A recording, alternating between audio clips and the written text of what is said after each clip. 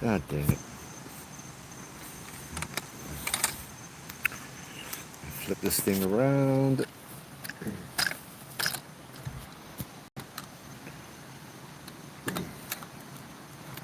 Aloha awinala. Good evening.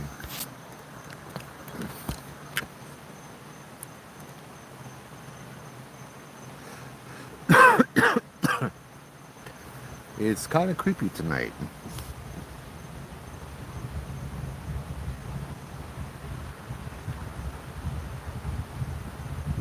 Let me get everything set up over here.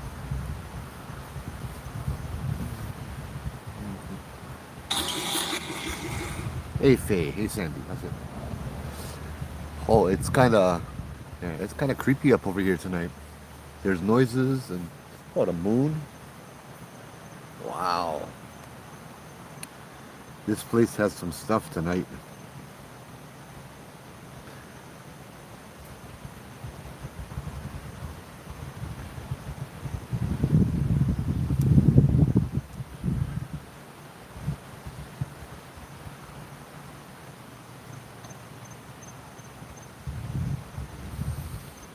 Cool, Macias. How's it? How's it?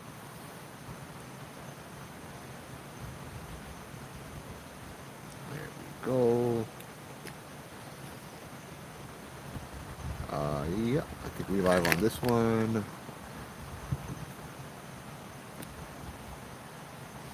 Happy 4th of July.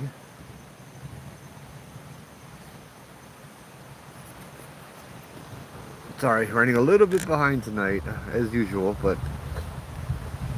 hey, Faye, you be proud of me. I was fishing. I kind of know how now, maybe. So yeah, just still getting set up over here. Hey, Uilani, how's it?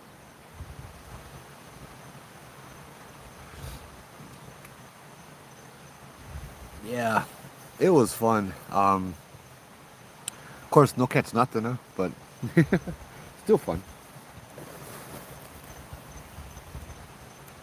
I decided to not bring my whole setup tonight because as soon as I got out of the van, had a lot of noises around here. And really, really heavy feeling over here tonight.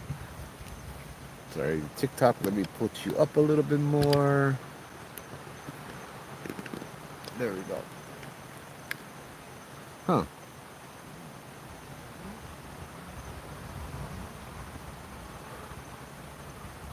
Hey, Matt, happy 4th. Yes, that's why it's called fishing rather than catching.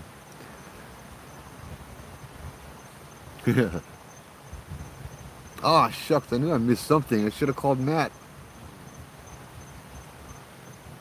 Spent the day fishing Makapu with a coworker. Never catch nothing, but yeah. Chris Jarvis, how's it? What the hell? Oh, something this one touched my foot. How's it? Oh, they're talking to each other over here. You hear that? You have the tree on my left right above me creaking, and then all the way down on the right there's another tree that's answering it.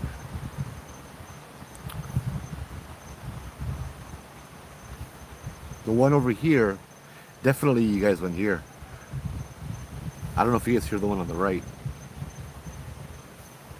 But the tree right next to me is creaking, which I guess happens maybe 10% of the time. Oh, nice, dude. Uh,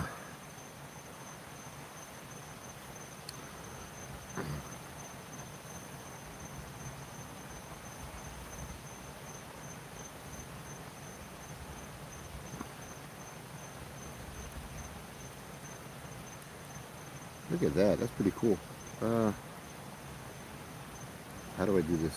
Brah, come on.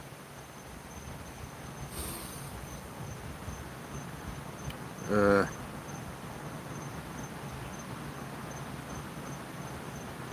there you go. Select all. Copy.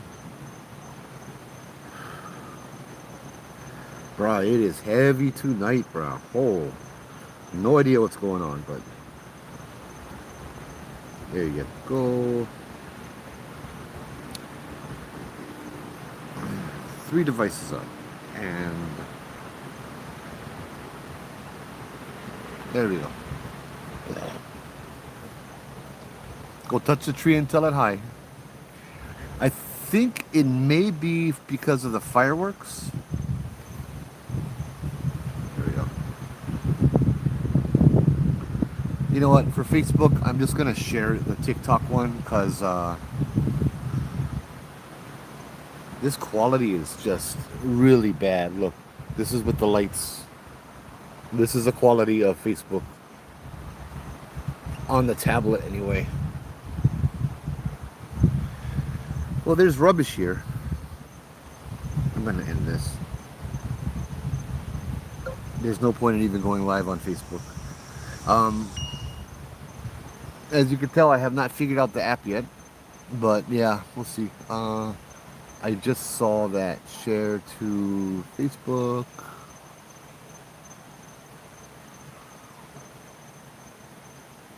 Okay.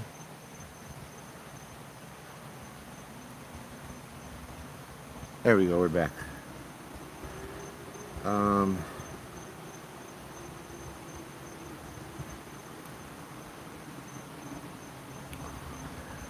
I'm trying to feel it out over here while I'm doing all of this stuff too, so I call it my. Sorry, it's just, wow. Yeah, Judd, Aussie, how's it? Bruh, I'm hearing footsteps, something touched my foot, and these trees are talking to each other. Man. Hey, Joy, how's it?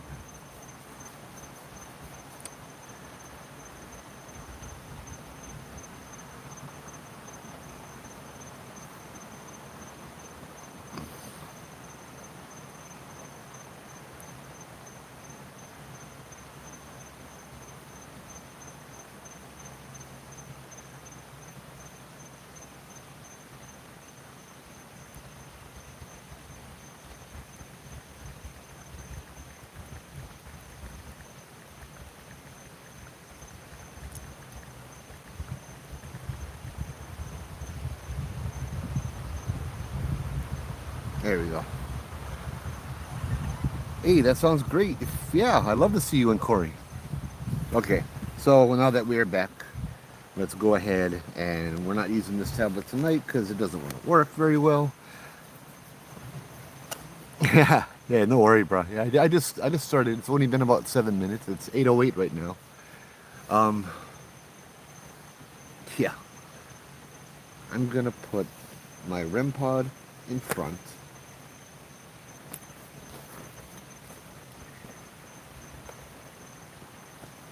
A little further away this time. And my little, what the hell? Oh. It's one of those nights, guys. Maybe the fireworks are making them all flip out or something, but I looked behind me and there's a freaking blue light in the bush.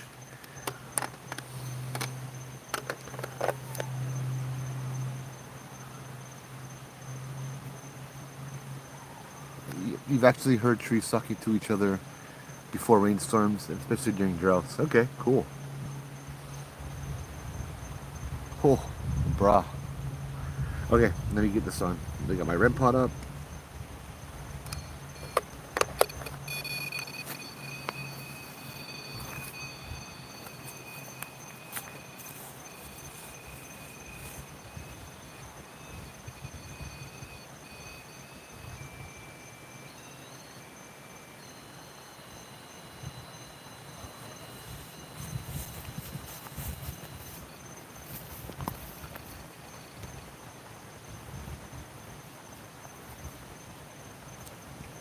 Yeah. There's stuff going on tonight, man. Oh, jeez. All right. So I did want to talk about something that's been on my mind a lot. Yeah. Oh, nice. Uilani, I just come back from Kalaupapa last night. Crazy cool stuff there. I'd love to hear all about it. For those of you who don't know, Kalaupapa was the leper colony on the island of Molokai, where Father, or rather Saint Damien, went to help the people who suffered from leprosy or Hansen's disease, and ended up succumbing to it himself. Oh man, Plants are very aware and comprehend. They love the vibration of singing. I'm not going to sing. I don't think they love that vibration very much. But yeah, plants are awesome. As I'm hearing all the fireworks all around. I've seen movies about that colony. Yep, that's the one. It's on a little peninsula that has like hardly no access, if any at all, you know.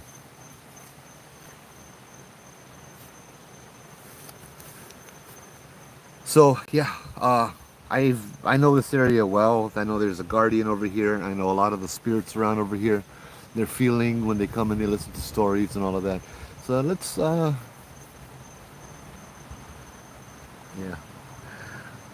let's tell the stories to summon them and see if they have anything that they want to tell us. If that makes sense, if that makes sense at all. So last week, guys, if you never saw last week I was watching it again. That was cool. I think so. Last week's one, we're down over there at the waterfall. Um, I was sitting down, and behind me, by myself, of course, behind me, I heard a lady giggle or laugh, like behind me. I said that on the camera, and then a little while later, the spirit box. I turned on the spirit box, and it said, "It's hot," and then it said Pele. So I took it. Hey, Dara, how's it? So I took it that Madame Pele was here. I asked if Madame Pele was here. The spirit box said yes, about 3 to 4 times.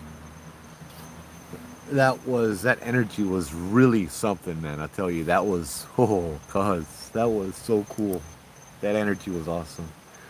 Um, wow.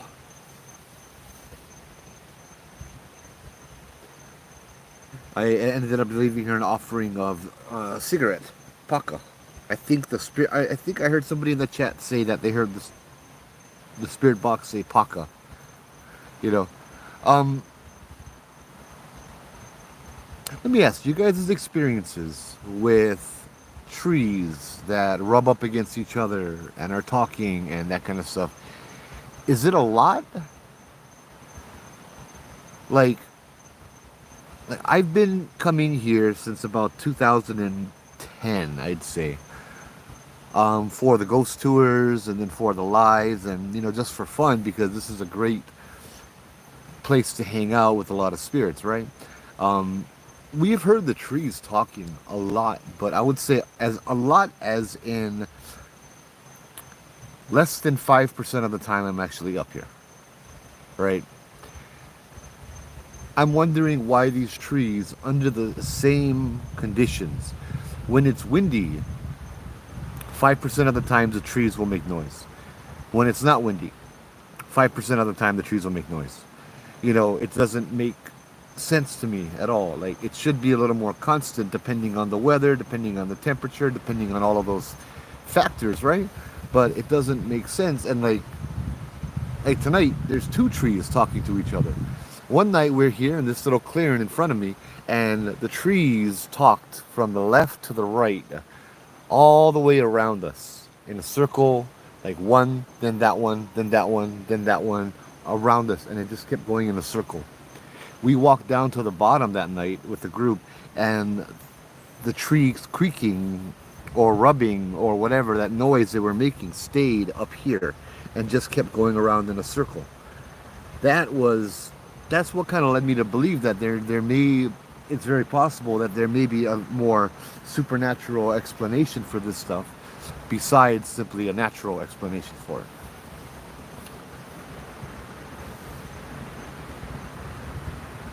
I thought I heard Paka too. Anyone else seeing leaves vibrating without the winds blowing? So the flashlight I'm using for some reason on YouTube likes to try and it makes things vibrate like that. It's just the light that I'm using.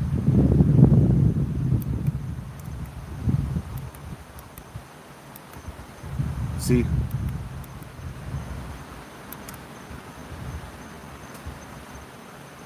I'm hearing a low whistling sound.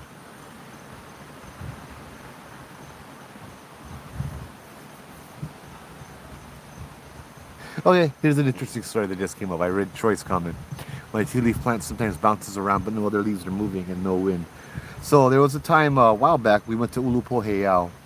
In a nutshell, Ulupoheiao is an ancient Hawaiian temple that dates back over 1,000 years ago. It was built, and it's said to have the remains or the burial of over 70 or 80,000 people buried within the rocks over there. Right.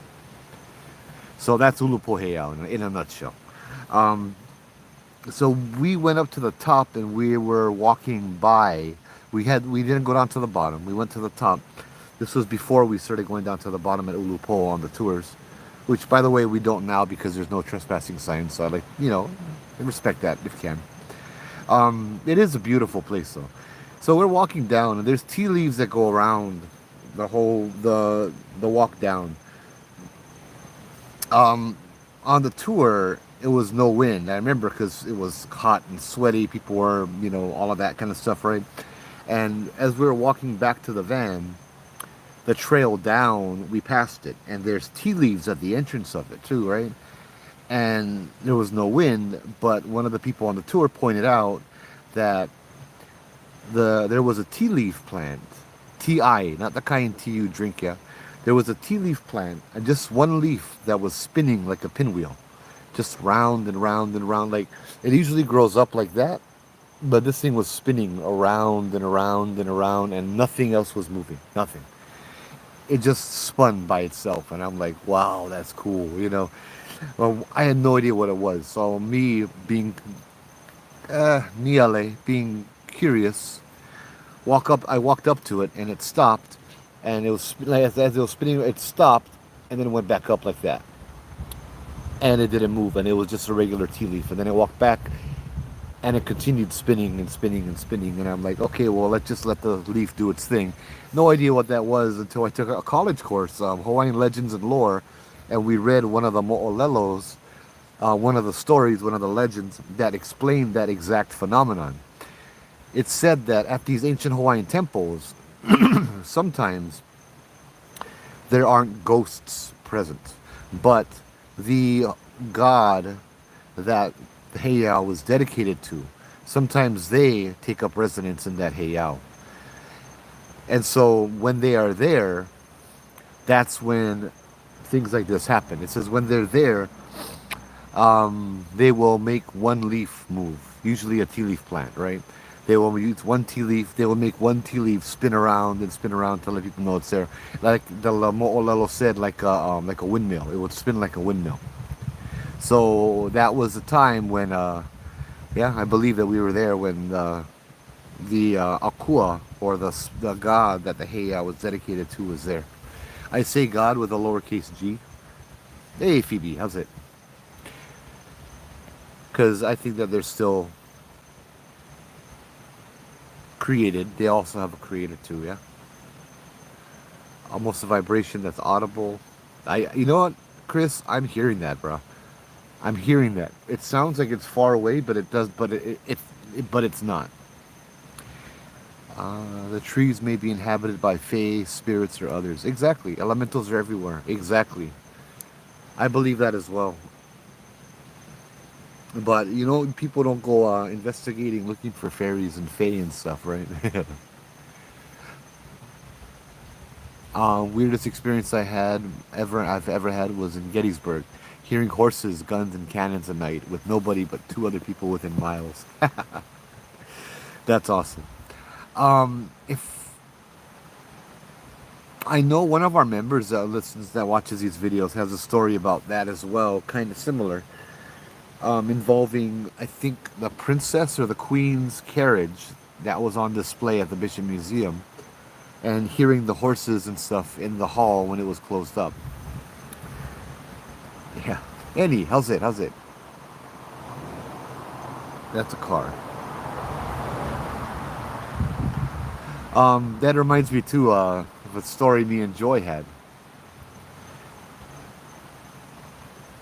Hey, Suzette, how's it? Me, Joy, Corey, their daughter Jerea, and my daughter Makamai. This was during COVID, so there was only 5 of us. Yeah. It was October. We We're gonna do a live, but we ended up not doing a live because the Heiau felt really heavy. Hey Brad, how's it? Yeah, sorry brother. Facebook not working too good right now on the tablet. Um, the Heiau felt really upset. Hey, happy 4th of July. Oh, you've been to Ireland, Phoebe. That's awesome. I'd love to. Ireland sounds like a lot of fun. But yeah, sorry. Let's see. Oh, bro, I'm getting drained here. Um, oh yeah, so we had gone down to the Heiau to check it out and to do a live. We got there early. It was still light, kind of thing, and we were walking around looking, and it didn't feel right. So we went up to the altar, the ahu, and it didn't feel right over there. And then we saw that there was this big like tarp blocking off some of the rocks on top of the Heiau. Now the rocks are very sacred, right? And they had used rocks to weigh down the tarp. And at one corner they put a garbage can, and they put rocks into the garbage can to weigh down the corner of the tarp. That didn't feel right. We went up there. We smelled Kahlua pig. Okay, there's lights going on and off now, but that's just people driving. So it smelled like someone was cooking Kahlua pig. So we went up to the place where you used to have the lua, the hole, right, where they'll make the Kahlua pig. We went up to over there, and it was buried, and there was grass growing over it. There was nothing there, but I think that's where the smell was coming from. We walked around and all of that stuff, and it felt like kind of like when if somebody were to if somebody were to get slapped in the face and they're just looking in shock, like what the hell was that? That's kind of how it felt, right? That's kind of how the place felt, the spirits around there and stuff like that. So um, we were still hanging out as it got dark, and we heard a lady coming down the little trail towards us. We heard this lady, hello, hello, is anybody there? Hello, who's there? And I thought we were too loud and the neighbors got disturbed, right? I looked and I saw a flashlight, and I saw a white lady walking down with a flashlight, and I'm like, okay, okay. And us, we're all hiding in the shadow, right? So I didn't want to scare her. We just started walking back up, right? Walking back out of the place to go meet her and say, oh, I'm sorry, Auntie, but we leaving now. We just came over here to check it out. And as we're walking up, there's nobody there. There's no light. There's no flashlights. There's nobody. There's nothing. We saw this white lady walking down the little ramp with a flashlight. We saw the flashlight beam. At the top of the ramp, there's this big spotlight that points down the ramp, right? So it's lit up. And we saw her and we heard her. And it's like, what the heck? There was, it turned out to be nothing there. And I'm like, okay. In my mind, I took that as the spirits are trying to tell us to leave, right? They're telling us to go check out the entrance. And so as we're walking towards the entrance, it's like, okay, I think we need to leave. Oh, another interesting thing was my daughter was or is a clairaudient, and so was Joy and Corey's daughter. But my daughter, who is in Hawaiian immersion, heard things in voices in Hawaiian, whereas Jerea heard them in English. I forget what they were saying. I don't think they understood what it was saying, but it sounded like Hawaiian and it sounded like English, but they just couldn't hear it clearly. We're walking up. My daughter's like, she's like, Dad, I think we need to go. We need to go. We need to get out of here. We need to get out of here. I'm like, yeah, you're right. Let's go. And so we're walking up a little more fast. And it was like my daughter was being pulled up the ramp kind of thing. Like something, like, I think that's what she said. I think she said she felt something on her, like grabbing her hand and like nudging her, pulling her towards the exit. So we're going up the ramp, and then all of a sudden she turns around and she's like, it turned me around. And then I stop and I turn around. Joy and Corey and Jerea stop and they turn around, and we're halfway up the ramp. We're looking down now with that big spotlight now behind us, and we watch this guy in a white hoodie in front of us go from our right towards the Heiau to the left. And like Instantly, I thought, this guy's a chronic, this guy's a homeless, this guy's gonna cause trouble. So I put them all behind me, and I'm like, okay, and I'm just staring at him as he just kind of disappears into the darkness. And I'm like, as I was looking, I was in protection mode, but there's something didn't seem right, yeah, and that didn't register. What was more important to me was protecting. You know what I mean? I don't care if there's not something right. If this guy could cause some trouble, you know what I mean? I gotta protect people. So I was ready to protect. And then Joy and Corey were like, "Did you see that?" I'm like, "The guy?" They're like, "Yeah, the guy." I'm like, "Did you see that?" They're like, "Yeah, he was see-through. He never had feet. He was transparent and he was floating over the ground." And that's the part that was weird about him. First of all, I could see the rock, the big pohaku behind him. I could see it through him. I also noticed he wasn't walking, like bouncing, walking. He was floating towards the heiau. So I'm like, okay, maybe we're all mistaken.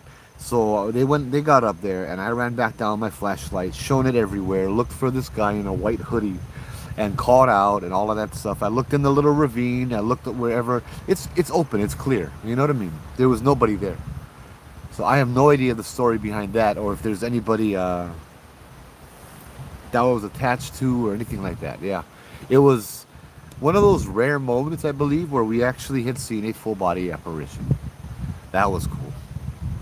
People don't investigate a lot of things because we have lost touch with the old ways and natural world.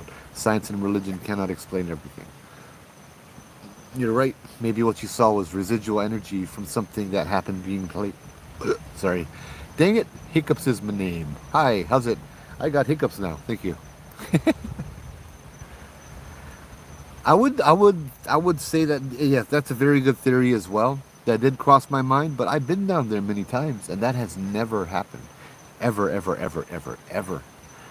I was not able to find out if there was somebody that died there, but I did know that there was homeless people over there that would live over there on the bottom or towards the back of the heiau, and because nobody bothers over there. It's a nice place, right? I'm not sure what they did, but like one night I went there to do a live or something or film, and they were trying to scare me, kind of thing. So to each their own, right? Um, Looking for fairies. It was very mystical. Lots of ghosts. Yes, I would love Ireland. I isn't Ireland where the hellhounds are from? The what is it called? The dogs, the black dogs with the red eyes. The Yeah, those things. I thought spirits do not like the pork. Yeah, maybe, maybe not. But that leads me like what we were talking about last week, taking pork over the pully. I think it's a lot more sacred and kind of taboo, kapu, more towards the top of the mountains because that's where the spirits dwell, right? Hey, 808. Oh, sorry, or something unresolved that keeps him. Yep. Oh, I don't think energy is high over there, Brad. Well, my brother, let me know if we gotta do a prayer or something, huh? Energy is high over here too, bro. I've heard stories of tea leaves reacting to Oli. Yeah. Then I would experience it for myself. That's something I did not experience yet, but I completely believe that, man. The tea leaves reacting to chanting. Oh yeah. I myself, I wish I could chant, but I haven't pursued it just yet. Or something unresolved that keeps him from crossing. Yeah. While attending Uncle Lopaka's Nu'uanu tour a few years ago, I was holding a tea leaf and it curled up into a tube where he did an oli at Kaniakapupu. Ooh, brah. That sounds awesome. The Hounds of Hell, yeah. I'm getting dizzy. Hold on.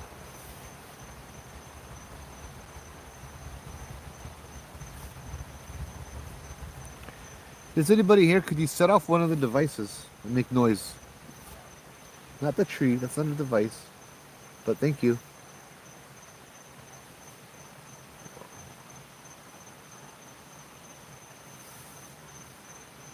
The black shook dog is from the UK. Yep. No floods upriver, plenty missing. Hmm. Well, we have fireworks over here. Maybe that's why the spirits were like this. Man, what the heck is going on? All right. So I hope with these stories I have the spirit's attention. Maybe I'll do one more story about over here. Oh, in Texas, yeah. I'll do one more. I'm kind of doing this because I want to have the spirits come over and listen to the stories, and I want to discuss something, and I want them to listen to the discussion as well. Yeah, that's kind of why I'm doing this. Um, there was a night we came over here on the tour.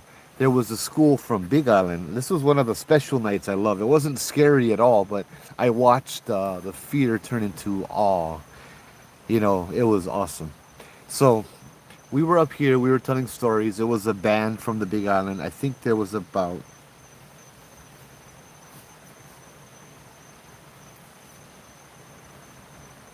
28 people.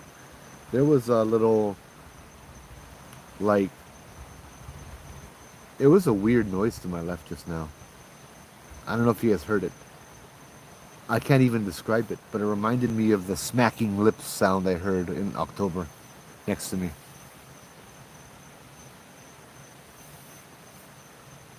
Okay, so we were here and we told stories up here, and then there was me and Robert. So I invited the group, whoever wanted to walk further down the trail into the what we call the abyss, because it's literally pitch black. You know, it's just pitch black down there. You can't see your hand in front of your face. And so I think a little more than 10 people took me up on that, and everybody else stayed up here. So we went down there, and I remember it was nice and chilly, and maybe 70 degrees, you know, upper 60s. It was nice and chilly, nice and cool. And we got down over there, and we just stood right on the bottom when you walked down. And there was a fallen log, so I could feel the whole time I was up here telling stories. Right back over here, as you can see in the camera, there's a little corner right back over here. Right in the back over there, I could feel the presence of 3 warriors, 3 big Hawaiians. Yeah, I didn't see anything flash on the frame, Troy. 3 big Hawaiian warriors, and it was kind of cool because now I got the impression that these 3 Hawaiian warriors did not know each other, but they had followed some of the people. Like maybe one was from here, one was a guardian of mine, and the other one was a guardian of somebody else that had come on the tour. So there were these 3 spirits up here, and they were in the back listening to the stories, but they were just talking story. They were just having fun, and they were just hanging out and talking, and that's what I had felt. So when we got down there, their job is to protect us, right? They were up here, but they were looking down at us. I remember I wanted to try something. So we got there into the dark, and I told them, okay, I want to try something if you guys are game for it. And they're like, okay, well, what do you want to try? I said, well, number one, I want us to turn off all of our lights. Every single light, every single camera, turn it all off so there's nothing we can see. It took a little while, but people finally did. And in the darkness, you can feel emotions. You can feel that there was fear. Hey, Ben, how's it? You could feel the fear. You could feel the being scary kind of thing, right? People were scared. Naturally, it's so dark you can't see your hand in front of your face. I was kind of tripping out on that. I'm like waving my hand in front of my face, not seeing anything. And I told them, I'm like, okay, now I felt the presence of 3 ghosts, 3 warriors. You know, I want to invite them to come to us. Are you guys going to be okay with that? Do you trust me? And they said, hesitantly, yes. You know, and so I spoke what little Hawaiian I know. You know, hele mai. You know, come, please hele mai, please come. And then the place got even more still. And the coolness that we felt around us was replaced by warmness, almost hot, like maybe 78, 80 degrees the temperature went up around this, but it felt to me like being wrapped in a warm blanket. Yeah, it felt comforting. The warmth was comforting. I could, and I'm standing in front of all the people. They're all lined up in front of me, right in front of the fallen log, and the bushes are behind them. And in my mind's eye, I can see these warriors standing behind the group, just standing there, guard watching over them, like just like right up against them. And so I asked them, I'm like, "Do you guys feel anything?"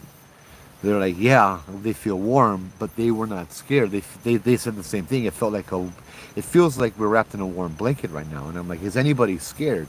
Nobody was. The fear changed into like some kind of comfort, some kind of awe, that kind of stuff. That was really cool. And I said, "Now, if there were people here, where would they be?" And all of them said, "Behind us." They could all feel the presence of these men, these big Hawaiian warriors standing behind them. To me, that was awesome. That I could show these students that. You know what I mean? That I could show these students something like that. That was so cool. And then they would bring this experience and this memory back home with them, and they would know that they're protected. I even told them so. I'm like, "Look, this is what happens now. You go to a place, you listen, you protect. Ghosts are not always scary. There's a lot of protectors." I'm like, "You're Hawaiian, right?" I'm like, "If you're Hawaiian, your ancestors will protect you." I remember walking up the trail. One of the guys came up to me and he's like, "But but I'm not Hawaiian." He's like, "But I'm not Hawaiian." I'm like, "Well, it doesn't matter. If you respect the land and the Aina and you acknowledge them, they will come and they will protect you. They will watch over you as well." That was so cool. I love that so much. So you guys are seeing light flashing on the left of the frame, huh? What does it look like? Is it vertical? Is it horizontal? Is it a dot? How long does the flash last? What color is it? Second time I saw that quick flash. Passing cars would be... No, that's not... The road is not in front of here. Hiccups. No, I'm not on Twitch. I could be. I have a Twitch. I don't need to buy another phone. Yellow, orangish? Was it in those bushes right up ahead where my finger is on YouTube? And here on TikTok. Let me know. So it wasn't the wavy lights that you see that's coming from this. Huh? Aloha kupuna. Aloha, ancestors. Ikalamai, no disrespect. Can I be of service tonight? Please let me know. Also, if you want me to leave, please let me know too, yeah? Aole pilikia. No, I don't come here with pilikia, with problems or trouble. I actually came here tonight more specifically to talk to you folks and to let you guys know kind of what's on my mind that affects you guys a little bit. So, in a nutshell, one of the things that I know happens, and I see the potential for disaster, is by doing this kind of stuff, I bring fame or infamy to these places. And then people come over here because they know it's haunted, because they saw it on Joe's live, right? That kind of thing. Um, and they do things here like use Ouija boards or try to conjure spirits or do stupid stuff. You know, I remember I brought a person here one time and they tried to throw holy water everywhere and bless it because the spirits were not that of God, they said. And I'm like, you are in Hawaii. These are nature spirits. Don't change the energy of this place. Don't change the spirits around here. This place is amazing as it is. Leave it alone, right? We come here into their house to visit. We don't walk into their house and tell them how they should decorate it and take this painting down because it offends me and it doesn't line up with my beliefs. That kind of stuff. We walk into we are the guests and we respect them, right? That's how it is. But I know from talking to certain people that's not what's going on over here. And I wanted to formally apologize for anything that people do over here that is not Pono because of me bringing people here or making this place famous or infamous. Cheryl, hi, no problem.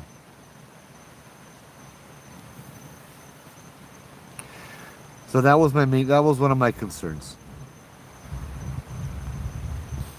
It doesn't occur to me that the stories I tell and the places I go are talked about. You know, I went into a house a little while ago to change their alarm and fix their alarm for work. And we just started talking story, you know. We ended up talking story for an hour. And they were telling me about ghosts and all that because they found out that my hobby is this, right? And so they told me one of their stories, and so I told them one of my stories. Well, it turns out they had already heard my story. They're like, "Oh, my cousin told me that story. It said it happened to some guy." I'm like, "Yeah, I'm that guy." You know. So other people are retelling my stories. That's awesome. But that's also, on the other hand, that's kind of scary, you know. So if you come here, I want this to carry on. If you come here, remember that you're a visitor. Yeah? Look, respect, interact, but don't try to change things. That's kind of the things that drives me crazy about people not from Hawaii. I won't say from the mainland because you got people from Asia that do the same thing. Got people from Micronesia, Indonesia, all over the world that they come over here and they put their beliefs on these certain places, right? It's like a museum. Just walk in, enjoy it, enjoy the feeling, the energy, and just don't try to adjust things and stuff. Yeah, Chris, sigh, Christians. People scream the D word whenever they don't understand things or invade the boxes they live in or it. Yeah, I have a lot of people that have contacted me. I find that hilarious. A demon is possessing them. Some of them tell me Satan crawled out of the pits of hell himself to possess them and harass them. Can you believe it? Satan crawled out of the pits of hell, Lucifer himself, so that he can knock on their window 3 times in the middle of the night. And then I tell them, well, if you believe that, maybe you should go to church. You know, and they're like, well, we don't believe in God. I'm like, how you believe in Lucifer, but you don't believe in God? You know what I mean? That kind of stuff kind of baffles me a little bit.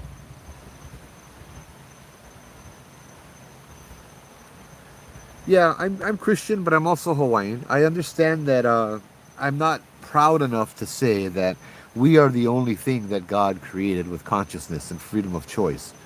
We are not the only thing that God can create, you know, that God created so many of these other things that are around here, right?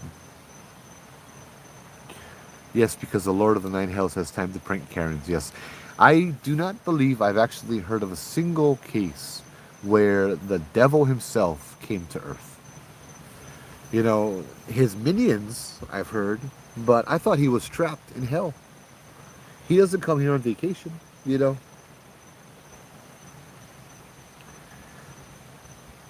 So, yeah, don't worry. And they're good. They just lie, yeah. I mean, let's not turn this into a dark thing like that, but, like, there are people that come by and they do their own practices and summon their own spirits and deities and gods and try to turn this place into a place for them. Um, there was a time where one of the trees up ahead, the banyan trees up in the corner here, had a whole bunch of Tibetan prayer flags surrounding it. I talked about that too last week, right? That was all right, I guess, but it's like, no, forget to come back. Holy shit. How's it? Oh, bro, you would not believe.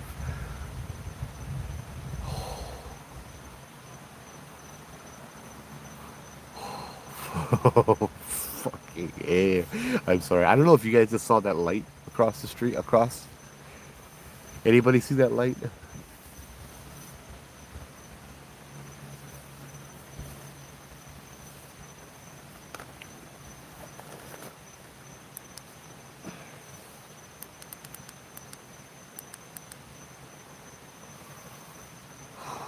Sorry, I'm swallowing my I'm swallowing my stomach back down.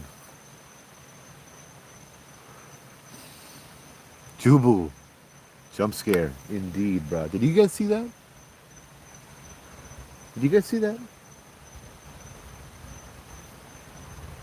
I'll be right back. I want to see something. That was not a car. That was not a car. That was a person.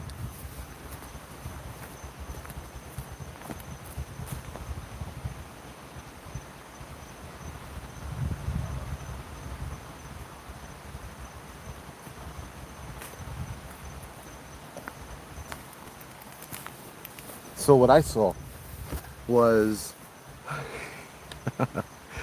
that was not a car. That was a person that was walking with a flashlight right towards me. Now what you don't know is that right in front of me there's a drop off in a river.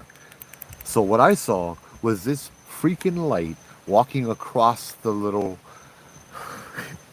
it's about a what 10, 15 foot drop.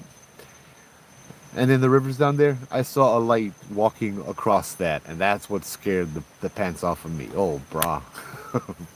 But it was just a guy on the other side of the river. Let me show you guys. Bro, so stupid.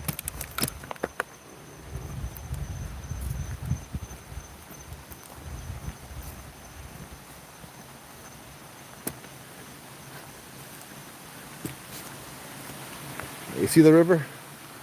I saw the light across there walking towards me, and it looked like it was walking across the river.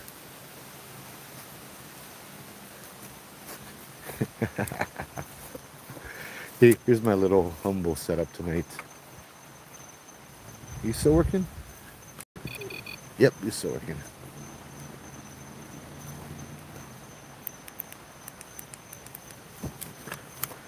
But he has a car. There's a Jeep parked over there. And he's driving away now.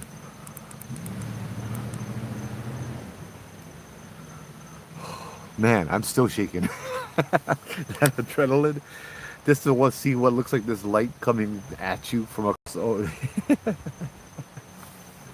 That was a dude with his flashlight that went walking. I saw the light, then I saw the guy, and I swear to God, I thought he was walking on air. That's kind of when I freaked out a little bit. Oh man, my legs are shaking. That's why you need to have someone in the background for these events. I get plenty flashlights. I just throw them at them. But honestly, I don't know what another person would do if that was really somebody, some light crossing over the river. Oh, brah. No, I guess he was hiking or something because he was parked right outside. I saw a Jeep when I came in here, but I didn't know whose Jeep it was. Oh man, that was. I'm not gonna forget that. Unless the devil in South Park. Oh yes, yes, yes. That was what 40. I'll have to find that again. That was. Oh, connection is not good during by the river. Okay. But yeah, that's kind of what I wanted to say. I wanted to make a little disclaimer for everyone that's hearing. And this is what I recommend. I can't do anything. This is not my place. I would hate for something bad to happen to somebody because they did the wrong thing, right? Like we tell you, it's a person would make the event easier to take in. Yep. Oh, here comes the rain.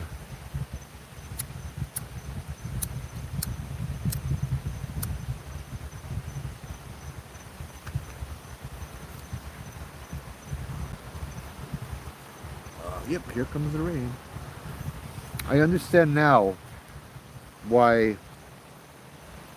I remember when I was doing the ghost tours, I communicated with Paranormal State. I communicated with a lot of these the TAPs and these ghost hunter shows that all wanted to come to Hawaii and do something and do investigating and stuff, but they wouldn't ever go outside.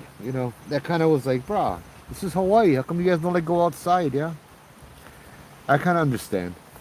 After a while, and all of my equipment gets wet and starts going all janky on me.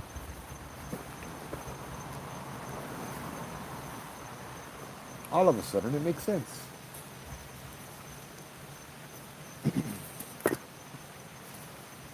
Here's one flashlight, two flashlight, three flashlight. Put this in here. Yeah.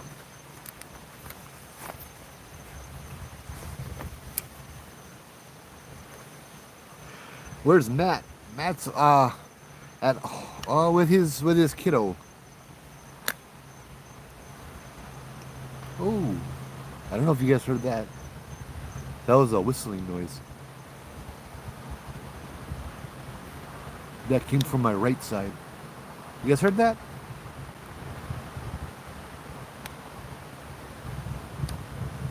It sounded like a person whistling, not a strong whistle. It was different tones.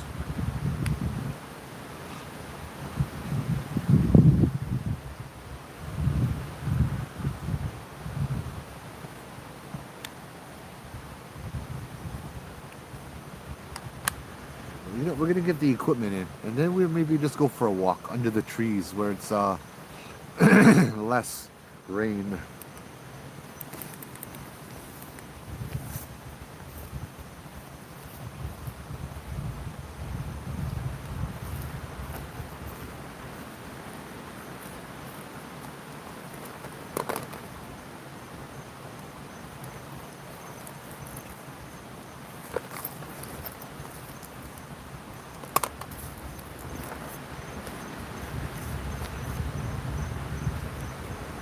There was a white light behind me just now. When I turned around to grab my bag, there was this white little flash right behind me. Somehow that wasn't even scary. Native Americans always have problems with tourists and outsiders tearing up or trying to change holy spaces. Yep. They have a word for that, desecration.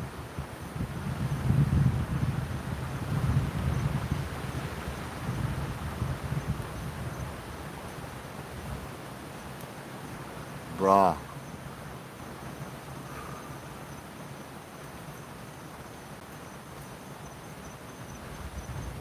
See, now the trees stop talking.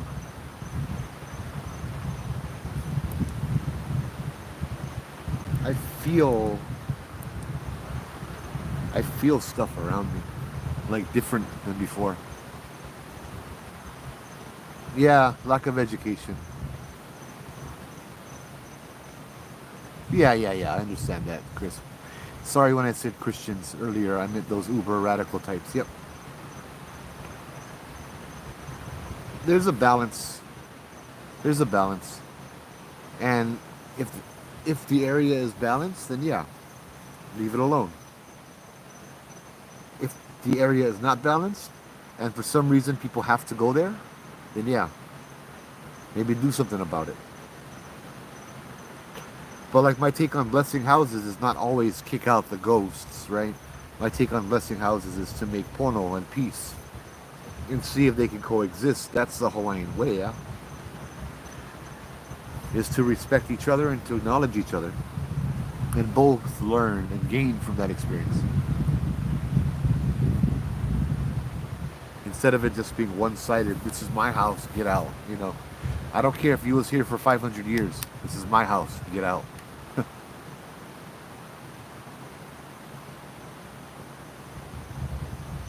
Oh, I just grabbed the bee and it didn't sting me.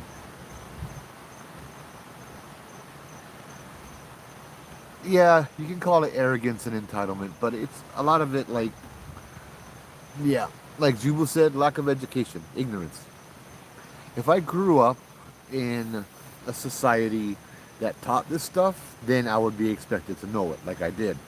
But if I grew up in a society where they did not teach this stuff, then it's completely different. I understand the mentality in the mainland is really different. You know, a lot of people who are born in small cities, they dream to leave the small cities. You know, and you could just drive for an hour and plop down wherever you want and call it home, that kind of thing. It's just that idea is so strange to me, and they all look the same and they're all connected, it's like natural areas have an equilibrium that needs to be maintained. Yeah, and my main concern, well, two of my main concerns are, number one, that the spirits will be unhappy, and also that the people who are doing this might end up not pono, as something drops right next to me. Like, I believe that it's possible for a spirit to be so angry that they turn into something that resembles a demon. They turn into a manifestation of hate, evil, bitterness, and all they want to do is harm, harm, harm, harm, harm. You know, I would hate to see some of our kupuna fall down that path because of desecration. I immerse myself in other cultures and I never impose my customs, beliefs, or disrespect on them. You're right. Hi, Shelly. How's it? Yeah, me too. We're taught to respect, and it was evident on Mauna Kea when they were trying to build the TMT about not many people understood what the word sacred meant, right?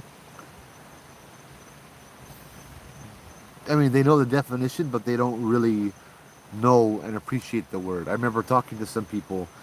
Um, I went on, where was I? I went on the 2014 trip when TMT was all over social media. I think it was TMT anyway. Mauna Kea is one of the most sacred places. And the people in Ohio, when they saw my ID, because I bought, cigarettes or something, they're like, oh, what's going on with that mountain you guys are doing? Well, that mountain that's sacred and that kind of stuff. And one person even asked me, they're like, so why is the mountain sacred? I'm like, that's because that's where our Corin, how's it? Do you know Kahu David Wallace? That sounds very familiar, but not personally. Um, that's where our ancestors are. If the spirits are on the very top of the mountains. Mauna Kea, which is the highest point, is one of the most sacred places, right? You from Cincinnati? Right on.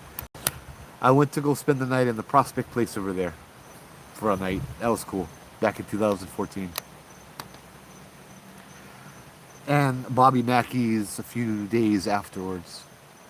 And Saddamsville Rectory, right outside Cincinnati. Those are cool places. I think next week will be a nice stuff to share. A nice subject to talk about that. It's ultimately rooted in respect and education. If you don't understand, you at least need respect. Not all cultures are the same. Yep. And so they couldn't understand it. They're like, okay, but that's your belief, but that's not our belief. I'm like, that's great, but that's also not your land. And he's like, well, that's not your land. I'm like, right.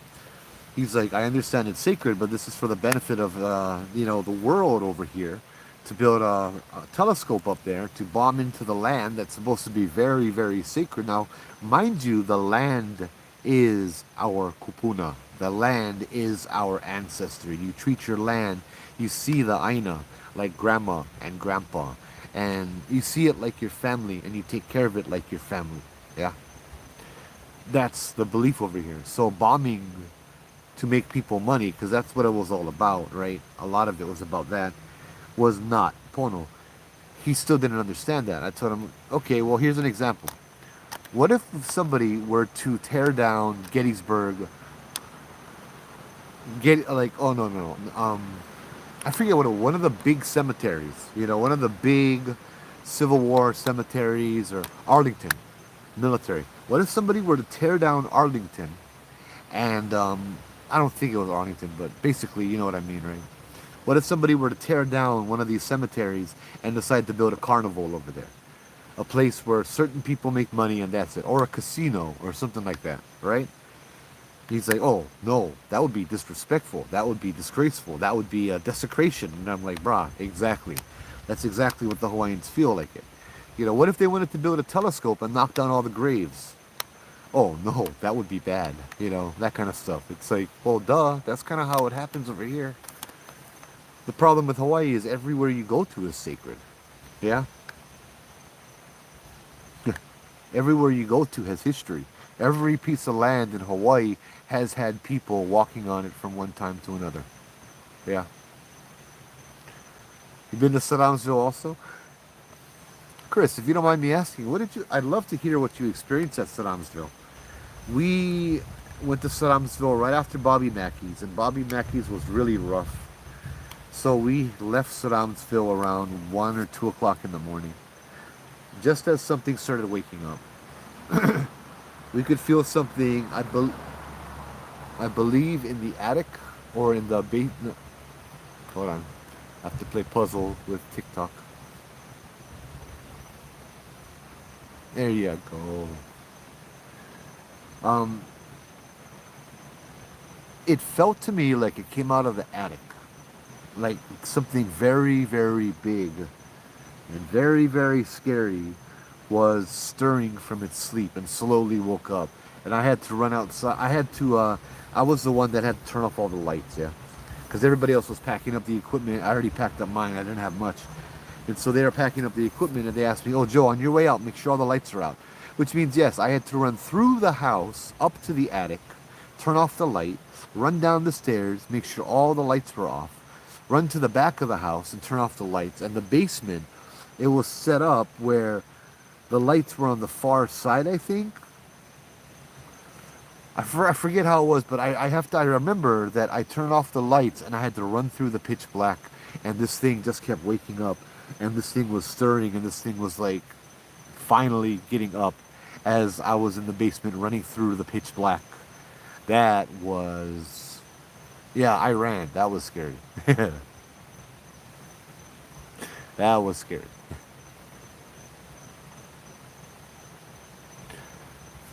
I was still raw from Bobby Mackey's, like literally, like,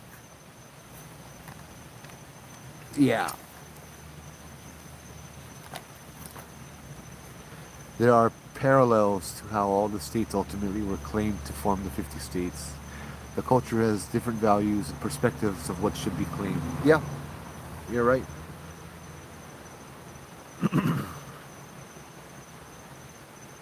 We're too three-dimensional in this world, you know. So 3D matters. I like to remember that the spirits over here, like the old days, we can live with the spirits. We can live with them in a peace and harmony. You know, and I believe we can live with them, and we give them the same respect that we give our ancestors. But you don't worship them like gods because they're not. But that's still good. You respect them, you honor them like you honored your ancestors and grandma and grandpa and all of that stuff, right? That's my belief anyway. Honor, not worship. Um,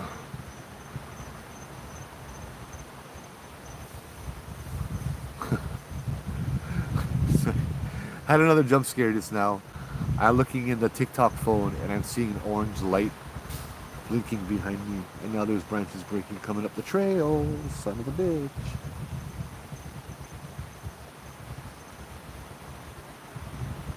Whoa, hi bee. Do not sting me. I'm your friend. Thank you. Alright, well. Wow. Ooh. I'm gonna get my REM pod back in.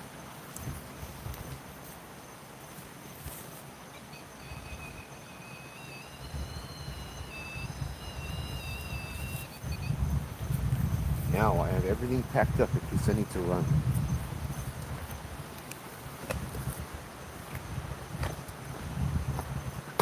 Except I have the chair I'm sitting on, tripod, and my backpack, and that's it. Oh man, it's funny too. The trees aren't even moving.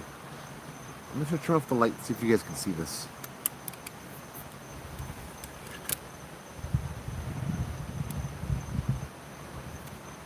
That's my other light, and that was a different noise. I wonder, because that actually came from the portal.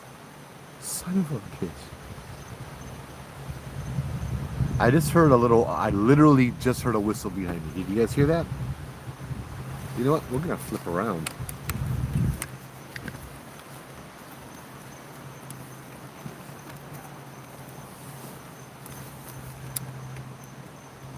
Did you guys hear that?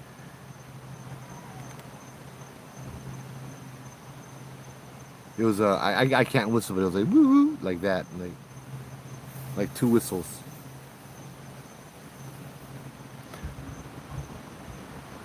This is where I saw the blue light, the white light, and the yellow light is actually the sign, the flashing light down the road. So that one makes sense.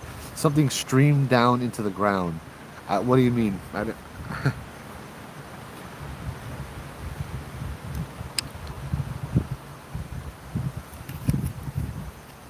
This place is a little unsettling tonight, bro. I ain't gonna lie.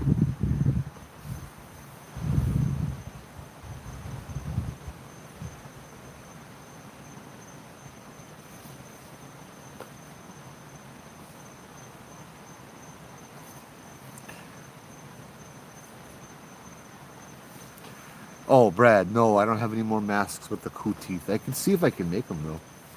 Hey, Big Cookie, thank you. Thanks for the heart me.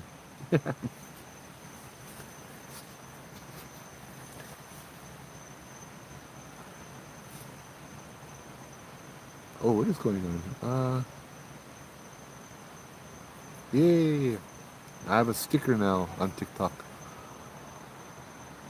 And something to post. Right on.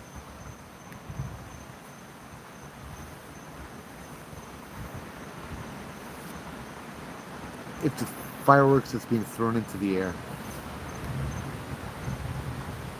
Yep.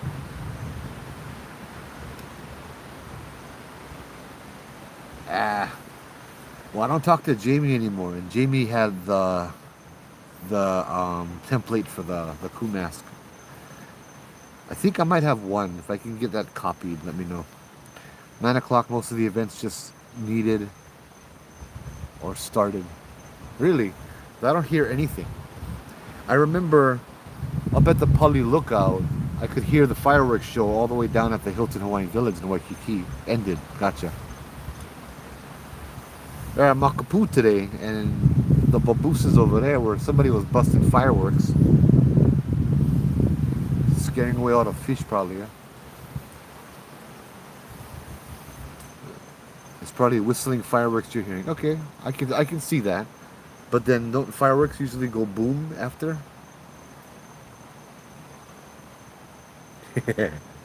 We'll see. Gotcha, Jubu. I'm sorry, Lord Jubu.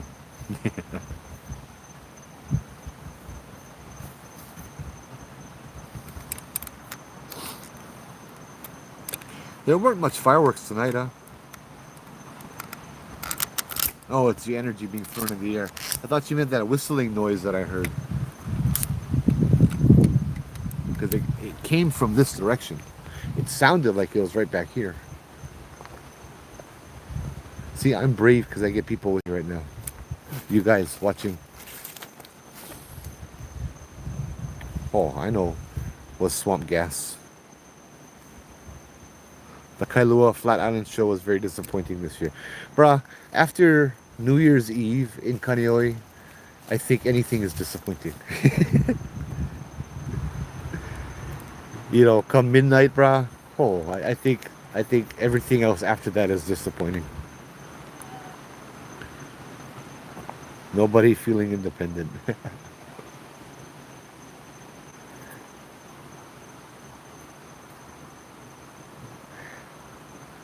uh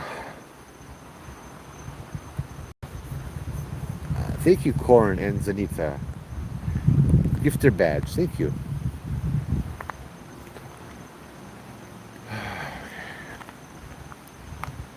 It's how come? Hold on.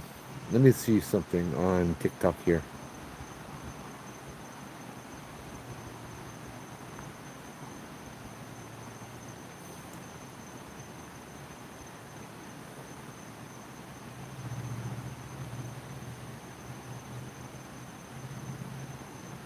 I don't know. I don't know what this TikTok thing is over here. Uh, I'm trying to switch the colors. This TikTok is orange. I don't know why TikTok is orange.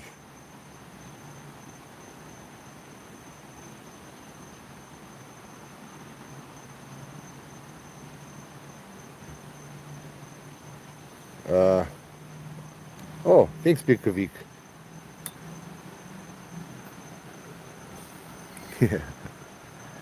Aloha, cricket. Aloha, aloha, cricket. I was surprised fireworks not going off here in Kaneohe. It was only fast and fall. You say Kaneohe. How come you're not out here tonight?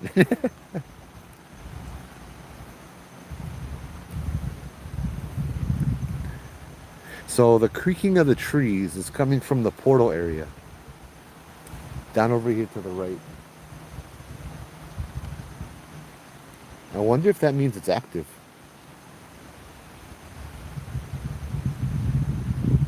Okay, nice, Matt. Last year's 4th of July show was unreal. 20 minutes plus a superb finale. This year's 10 minutes and a horrible grand finale. Oh, tick, tick. Hello.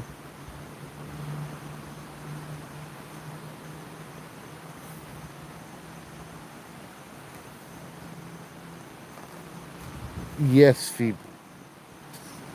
Phoebe, I think that's the waterfall you hear.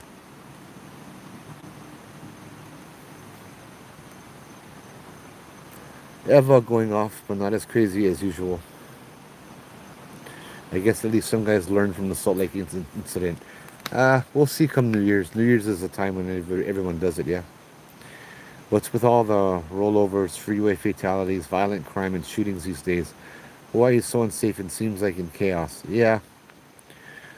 Eh.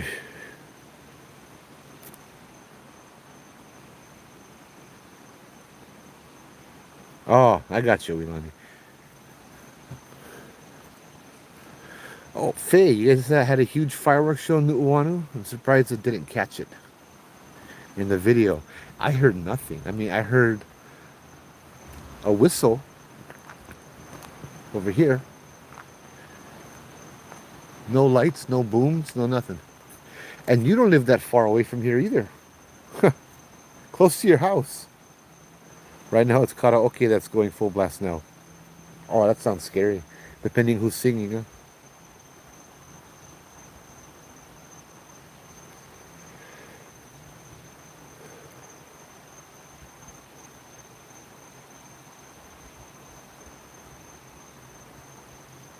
Sorry, I keep trying to play with this thing over here because no background. No background filter.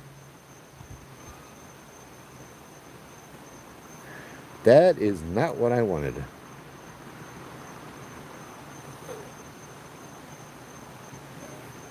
Whatever.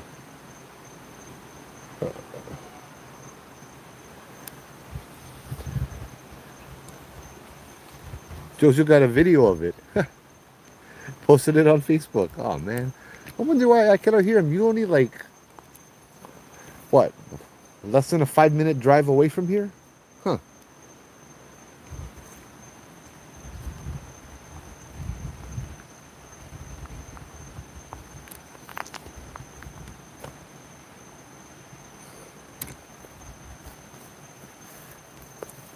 Okay, sit down, sit down, sit down. Without falling down. So, you guys have any ideas what we can do? 10 minutes long?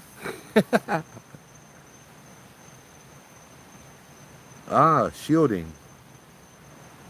Yeah. I was thinking maybe more of a time anomaly kind of thing, where like maybe an hour later I'm gonna hear all the fireworks.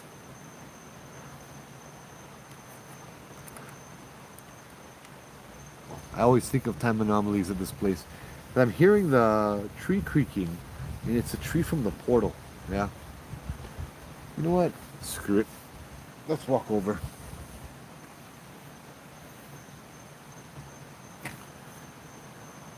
Let's check her out. Though I'm gonna grab my backpack.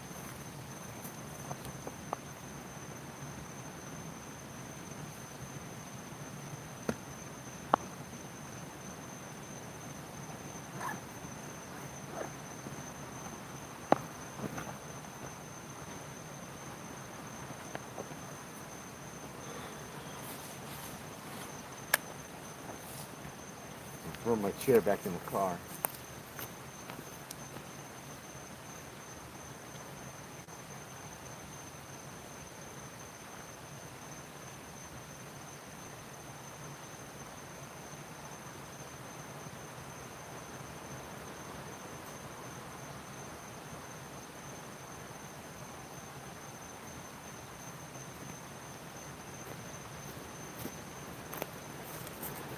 All right, I don't know if you guys just heard that. I have no, brah. That was from up here, up above the trees, and it sounded like this, like like a yell, like oh, like that, but like a woman doing it, like just loud and drawn out like that. Did you guys hear that? Hey, Mondavi, how's it?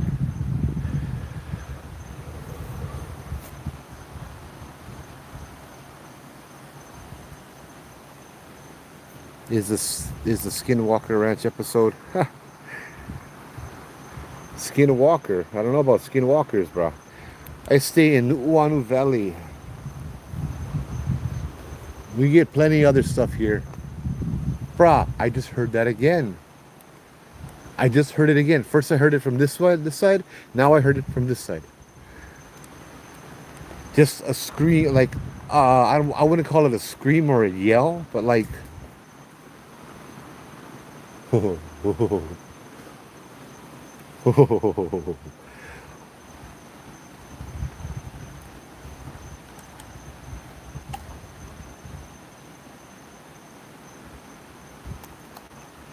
it's like somebody screamed with a little echo, like a little echo reverb in. That's what it sounded like. But it came from up here, further back, and then it came from back here, further back, up on the top of the trees. All right, should I continue in tonight or should I stay here? Better question. If you want me to stay up here, could you make something fall in front of me, or make a noise, or something that will grab my attention?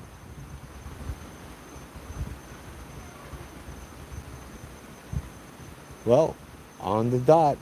You guys heard that tree creak? Man, I really want to check it out, but why am I asking if I'm not going to listen, huh?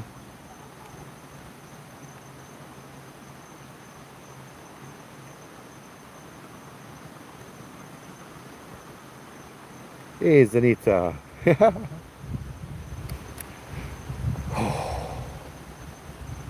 Could be people at the Board of Water Supply. You didn't hear the second one? No, only me? Oh, that's great. That's why I do the lives, so I know that I'm not going crazy.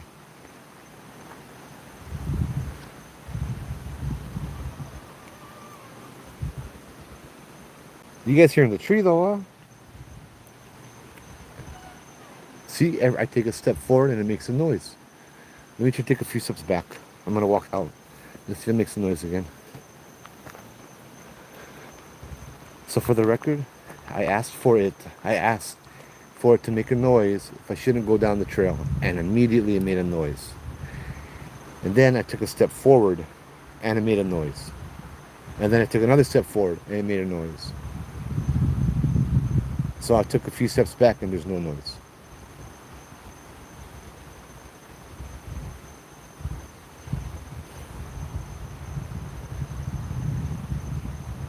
What was that? That's trees creaking. There was a tree out here creaking, but now the tree that's creaking is over here, inside here. And when I got here, the tree right next to me was creaking. Yeah, they're like, you can do it again? Thank you.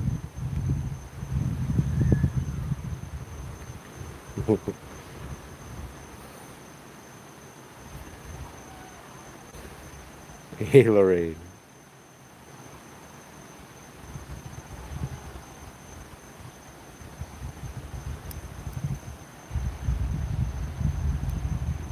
Oh yeah, I can hear that. Now imagine being out here by yourself, hearing that.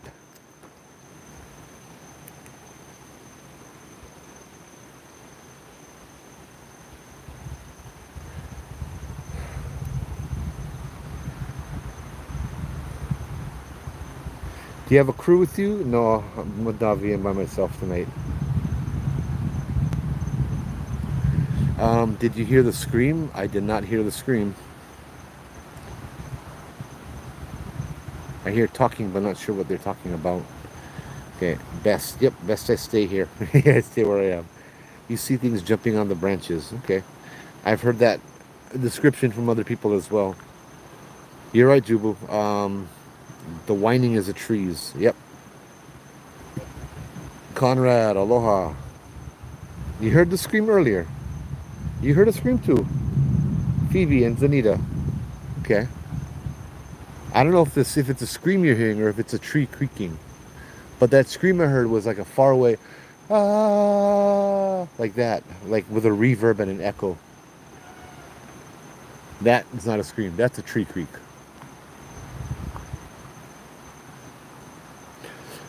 Oh, that sounds awesome, Leilani. What brand of flashlight and how many lumens? Bright. It's generic work light. What brand? I don't even know. The cheapest one I can get my hands on. Because I got like 5 flashlights, yeah. Unfortunately, I forgot my headlamp.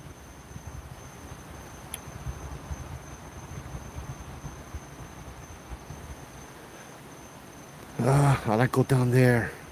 I packed up, got my backpack on, my sight is clear. Can I go down there?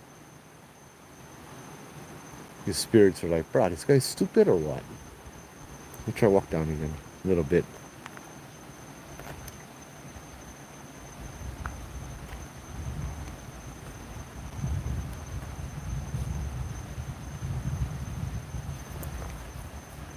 Yep, that too.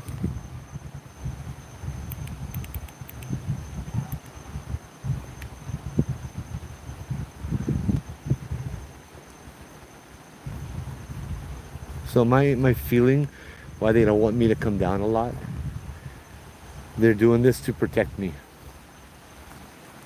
And some things people are not meant to witness, right? Especially people who are streaming live on platforms and social media. If you hear a growl, then well, I'm not gonna ask for that, bro. Hey, Chad. I say Nu'uanu. What spirits are up there? Hawaiian spirits are up here. Other stuff. Things that are not ancient Hawaiians, and other things. Some that are older. Ooh, yeah. Headache. Big headache just came over me. Wow. Okay. Thank you.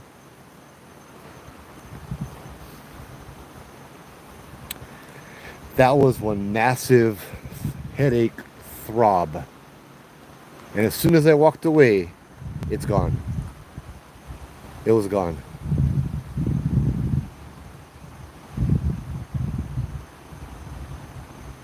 Yeah, thank you, bro. I'll go be safe. Menahuni? That'll be good. That'll be good. Yeah, I know. Turn all my lights off? Sure, why not?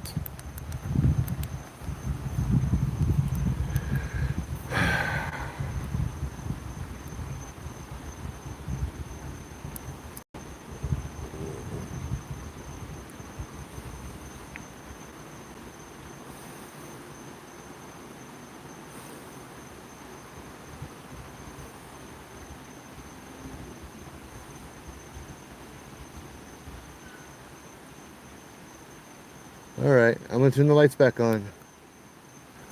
It's just dark. I can feel things around. It's just dark.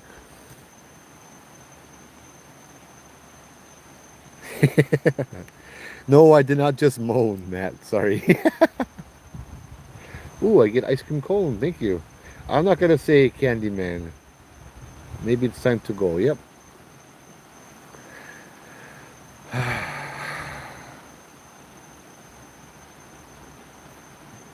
Not Menahunis. Yep. Nope. No Menahunis. I did hear a whistle before, but not recently. Oh, brah. I tell you, my heart is racing. Dang it, I want to go down.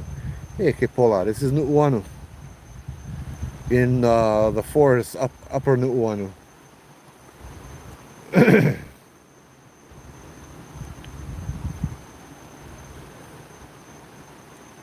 So yeah, usually when you're about to pass a line, something like that'll happen. Yeah. Uh, I asked them if they wanted me to what did I say? Stay down or something, or stay up here. I'm on Oahu. You just heard a moan and a whistle when I went dark. That was not me. I breathe loud. I could breathe loud. That might be me, but I don't moan unless my breathing sounds like moaning. So yeah, I was down there and I asked if I can go down. If not, give me a sign. And immediately the tree went creak. I took one step forward. Immediately the tree creaked again. I took another step forward. Immediately the tree creaked again. And I came back up, and it was maybe about a minute or two before I heard the next creak. Then I went back down. Oh, what was that? And I had a headache. Just all of a sudden, like just whew, brah. The further away I got from the edge over there, the more my headache lessened.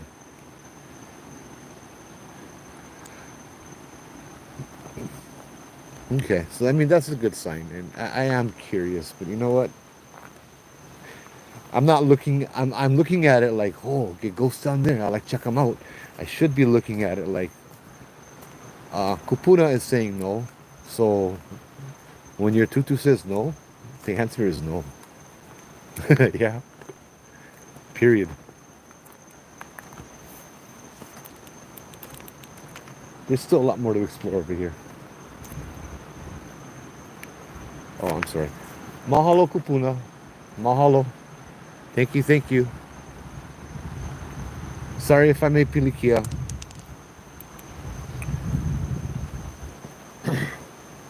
Where in Hawaii? Sorry. What part? The part where the waterfall is. Bro, I get plenty of waterfalls in Hawaii. I am on the island of Oahu in the Nu'uanu Valley. On the old Pali Road.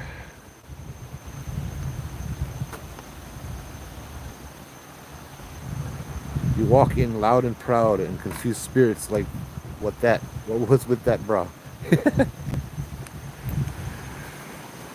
I walk in with a cavalry behind me. All of my protectors, yeah. I just got chicken skin, yeah. I know. I understand. Let us. All right, fine. Here's the source of the waterfall.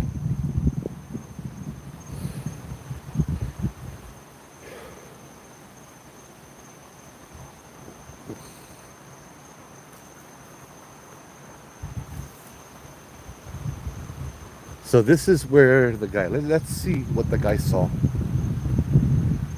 You guys heard that? The whole time I've been here, I haven't heard the tree creak. So I walked here, and then the wind picks up. Can I come in here? Aloha. May I enter? I want to go in a little ways and see the clearing I was sitting in. Ooh, something touched my back. I hope that was one leaf. Oh yeah, of course get banyan trees over here. Bruh. Jackass Ginger, yep. This message is held for review.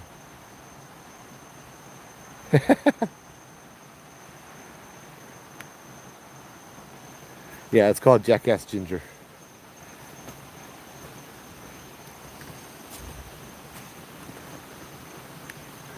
This is a place I haven't really explored very much because I've had scary, like literally, I just felt like I walked through something and I'm in a different place right now. It's hot over here. It's humid over here. It's so different, yeah. So this is where the guy walked out. And I'm sitting in that clearing. I think he went like this. I was sitting in that clearing right over there on the other side. Old trees and rocks hold memories of the past. Yes.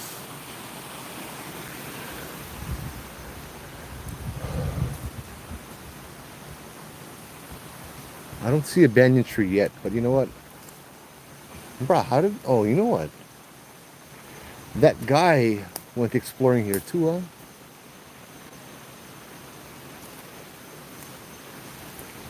Oh, okay, okay, okay.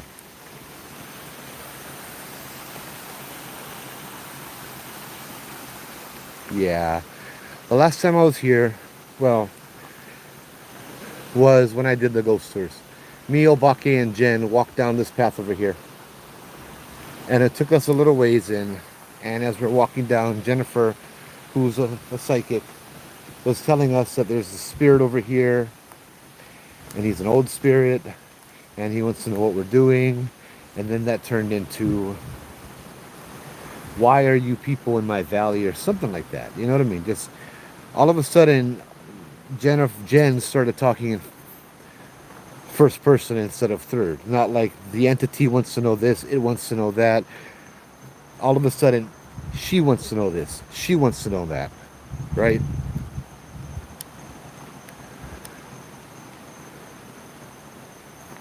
Okay, that's probably one house across the swamp, because, yeah, why not? And it basically, she said, why are there people in my valley? And it meant, it said, why are you in my valley? And it was basically, why are there people in my valley? This was a tree spirit and a nature spirit, very, very, very old, very ancient, and didn't understand why there's all this noise and all this commotion going through this guy's valley. And I believe he is the guardian that comes around here. And I'm lucky enough, I treat this place with pono and respect.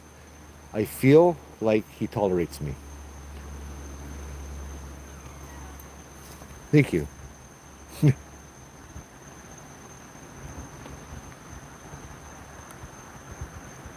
Did they bump into Jennifer?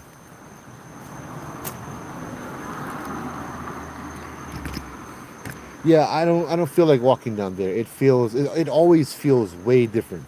Over here is open and breezy, and over there is stifling and not breezy and hot.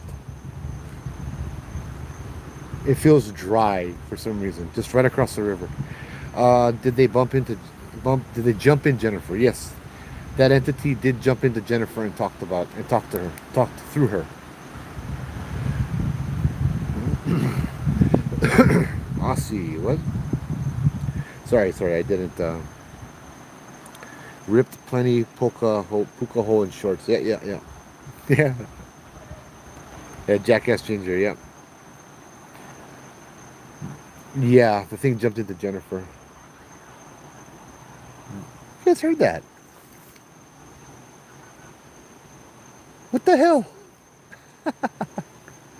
The tree just went squeak squeak. And I heard something to my right. I don't know what that was. That was cool. Sorry, let me see this. I just love all the trees in Hawaii. Old rocks, trees hold memories of the past. Yep. Banyan tree, okay. Yeah, you hear. The road makes me remember the bus driver who went to sleep but woke up with the bus shaking. Yeah. You ever seen the little clouds that move? Yep. In fact, over here, I had an experience. I'm wondering next week what I should talk about. I was thinking about doing Kelpe stories, half man, half dog, cannibal. Um, I was also thinking about doing Bobby Mackey stories and that stuff. You heard a aha. Hold on, Troy. There are some spirits at work that had asked similar questions about what is happening on Schofield. They were confused and slightly irritated. Bruh, I would assume that they are more than slightly irritated. Cryptoids. So Kaupe was a man in old Hawaii. Yeah, there's a lot of Dogman references. But he was a kupua, a shapeshifter that could take on the form of a dog, or take on the form of a man, or be a man with the head of a dog, or as people on the tour saw one night, a dog with the head of a man. Black, darker than the pitch black, all that good stuff, huh?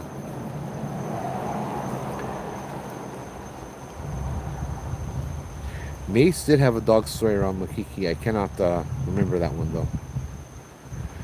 Bobby Mackey stories, please. I've been live for an hour and a half. How's my batteries doing? Not too bad. You guys like hear Bobby Mackey stories? I don't know, because, you talk about them and they come, yeah? So let me ask them. Aloha, kupuna. Ancestors, protectors, spirits of the area, here. Could I tell stories about Bobby Mackey's that maybe of a little darker in nature? Or do you not prefer to have that kind of energy in your home? I don't want to desecrate it. I don't want to bring any kind of energy. So I'll ask again. If it's okay for me to tell Bobby Mackey stories, which may be darker in energy, will I? Could you guys approve of me doing that over here? Can I do that? If not, let me know.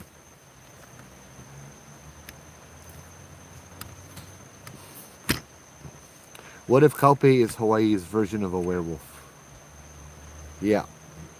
Are the Hawaiian gods Anunnaki? No. But I did. Okay, so I had a patient at the group home when I worked in the mental health field.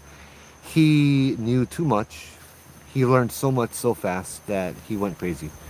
And he told me he needed a 3-year break. And so he trespassed. They sent him to the mental hospital. He got out for good behavior. He ended up in the group home for 3 years. He needed to calm down and to just relax a little bit, and he did that. We had conversations. This guy was very intelligent.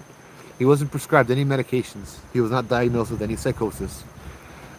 He mentioned Anunnaki, and I can't really remember exactly what they are, but they're like I want to say extraterrestrial, something like that, end of the world kind of stuff. I'm a little, yeah.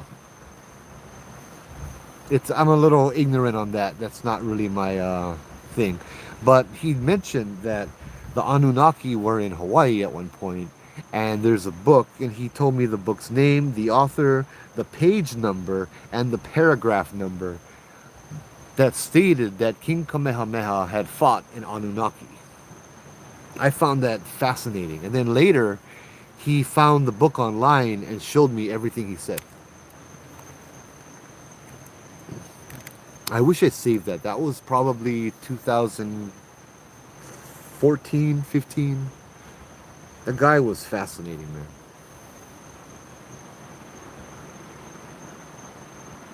Maui may be an Anunnaki. Was he a targeted individual? You know what? I'm like, let me Google it. Yeah, I get both my phones. I'm staring at right over here. What if Kaupe is Hawaiian version of a werewolf, Matt? Yeah. I considered that. Yeah. The traditional werewolf undergoes what's called lycanthropy, which is a man turning into a wolf, right? So perhaps that's the same one over here.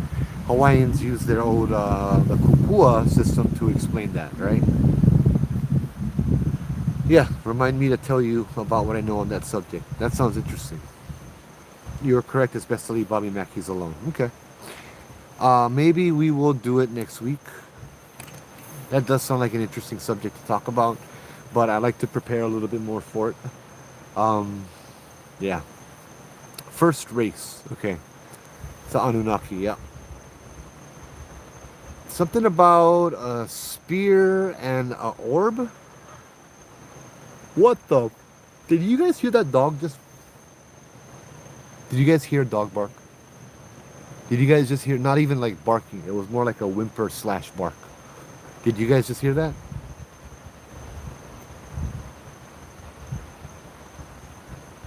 Ah, okay. That's where originals pre-humankind were considered Anunnaki. Okay, it's coming back to me. You heard that too? That wasn't the tree, bro. That sounded like a dog, but it wasn't a growl. Yeah, like a dog crying. Maybe he's like, I don't want to be called an Anunnaki. Or I'm not a werewolf. I'm not sure which one. We're talking about a lot of things here. Ikaw mai aolipilikia, no disrespect. None intended. We're just talking story. Throwing around ideas. That's the tree. Yeah, that was cool, man. I'm gonna be looking back on this, on these lives, man, and pulling these things out. I have a whole bunch of things pulled out. I just haven't made a video of them yet. Life's like a like the radio. Gotta tune in. Life is frequency. Yeah, you guys heard that dog? That's so cool. That reminded me, Newman, of a story I heard. Not quite a ghost story, but still kind of maybe. It kind of shows how our brains work and how how we debunk things. You know what I mean? Um, I'm trying to remember where I heard this story. I might have heard it on Coast to Coast a long time ago. Yeah, I think I heard it on Coast to Coast a while back, like maybe 10 years ago or so. There was a woman who would hear a male's voice in her bathroom, talking in her ear.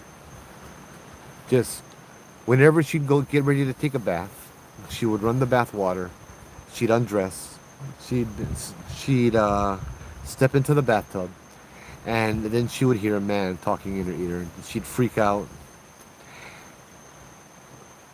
Huh. I'll get back to that, Brad. She freaks out and puts her clothes on and runs, you know. And they go back and there's nobody there. There's nobody there at all. And it happens very rarely, but it happens more than once. One day, months later, after the first occurrence, she's driving down the street with her friend in the car. Her friend turns on the radio and hears the voice of it. And this DJ is talking. And it's the same voice that the woman hears. And she's freaking the hell out. She's like, it's that voice in my bathroom. It's that voice I hear in my ear. Come to find out, the radio station for that DJ was right down the street from her apartment. And so apparently, when the water level was fine, was just right, 1 foot in the water, 1 foot out, she was a perfect antenna, and she caught the radio station. So she would hear it. You know? Thank you guys for all the hearts and gifts and all that stuff. I'm still new to TikTok. That's awesome though. I will find out what it means eventually, I promise. So, Brad, whip whip, come save me again twice. Pixelation for ears. Yeah. Did you hear someone say come save me? Because that wouldn't be the first person to hear that over here. Or something similar. Come help me. I think I've never heard it. I think that my guardians kind of filter things out. Because me, I'm stupid, yeah? If I hear somebody down there saying, come help me, of course I'm going to want to investigate. And even if I think it's a ghost and a bad idea, I would say, oh, but what if it's a person? I have to go down there and look, right? Chuck, how's it, brother? Good to see you, dude. And so me being stupid will be, oh yeah, I gotta go down there and check because it might be a person who needs help. Jubu, did he just moo at me? No, I know. He said mo'o. Yeah. You've heard that here a few times too, haven't you? But that wasn't the mo'o, was it? We have many calling spirits. The calling spirits, they try to lure you into places. Thankfully, I can't hear them.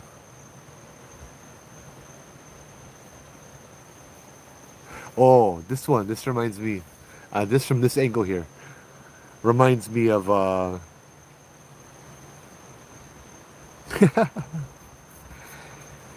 This reminds me of when we was cruising out here, Jubu, with the lights off, and I had the grid, yeah, well, the green grid, which is in my backpack still. And we're sitting down, and I filmed it, and it's on my YouTube as a short, I think.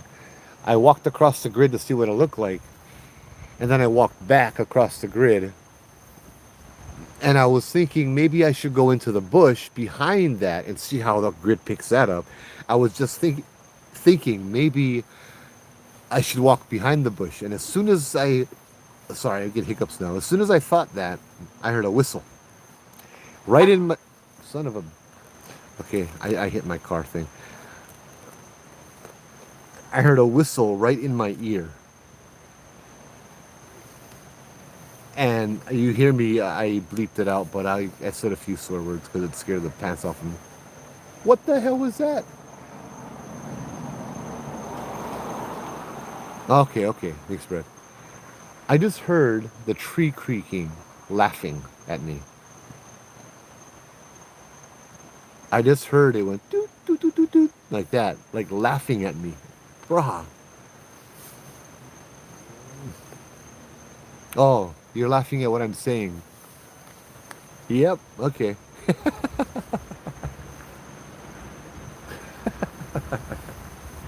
So we have a tree spirit here, or a spirit in the tree. Hiccups is a warning, dude. Yeah, there's something over here, and it's responding to me. You do Bigfoot research here in Washington. That's awesome, Newman. That's awesome.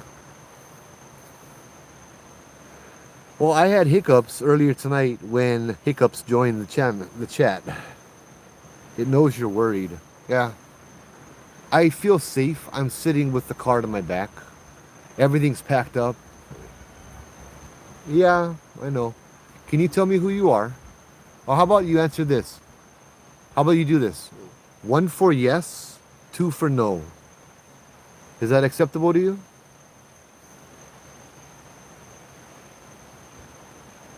How about 1 for yes, 0 for no?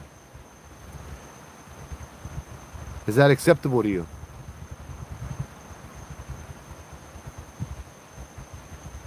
Can we have a dialogue?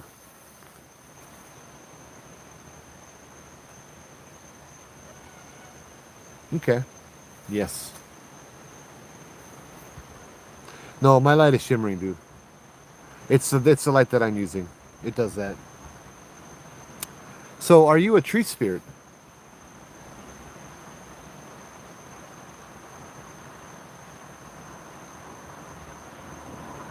All right. So, just to reaffirm, this is what I'm gonna do. I'm gonna ask a question, and I'm gonna count to 10 in my head. If you creak like that, I take that as a yes. If there's no noise, it's either no or you choose not to respond to that. Do you understand?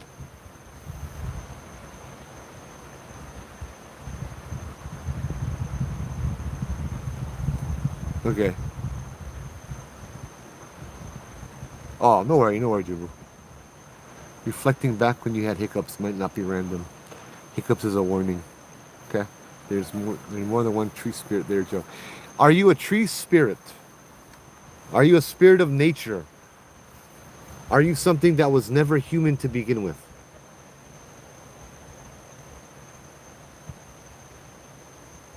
I heard it right after I finished my question. Are you a spirit in a tree?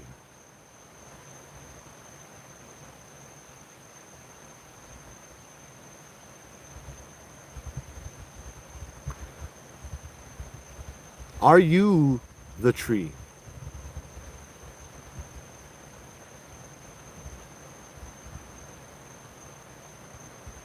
Okay, let's go back to baseline. Are you a question? Are you a question? Are you a spirit now?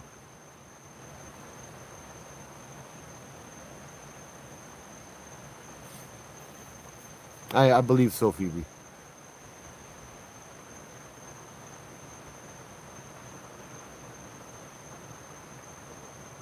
Oh yeah, wind. Yeah, exactly. Female background inaudible now twice. Okay. Is this like ghost live chat? Well, I mean, they want to talk tonight, so we're gonna see if we're gonna give them an opportunity to talk. Hi, Gabriella.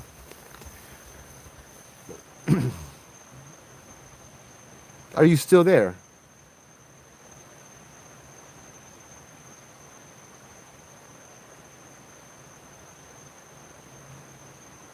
Brah, Matt, you hearing? See, I'm listening for the tree to creak, but you hearing words.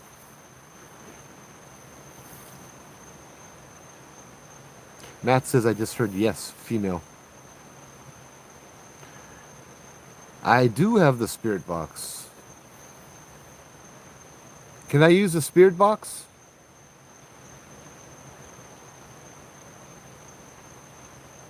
Should I use the Spiritus app?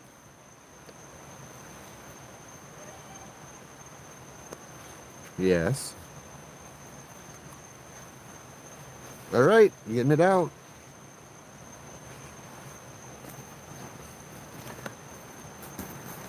Oh no. I think I got sunburnt. Bruh, to hear these things laughing at me, that's I'm not gonna lie, that's pretty awesome.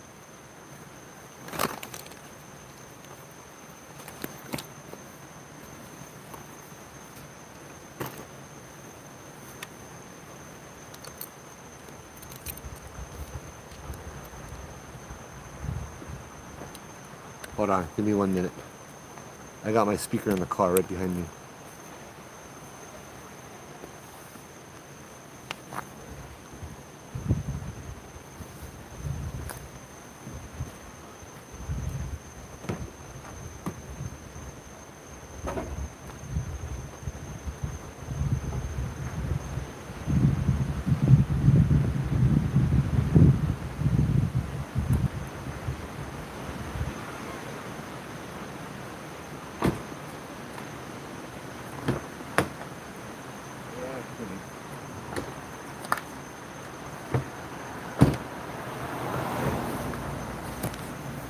Okay.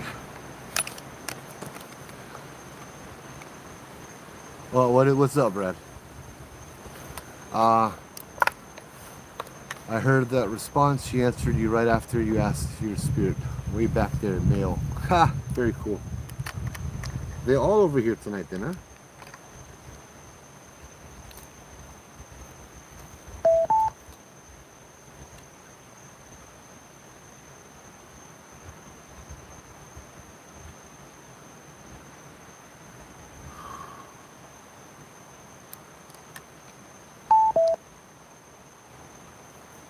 Okay.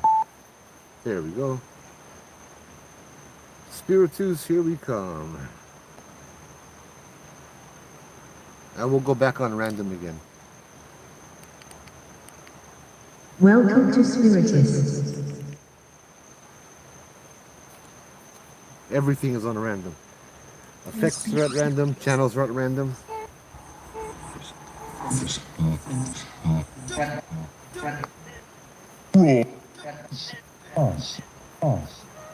You guys can hear this all right?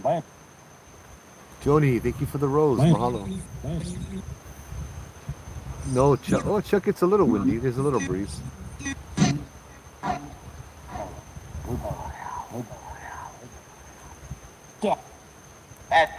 So let's start off as we always start off.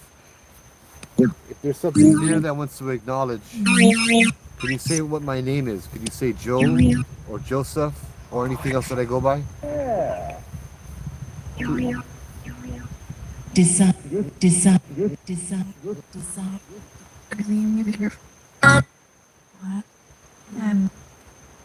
One more time. Can you say Joe or Joseph? I'll let you know if I hear it.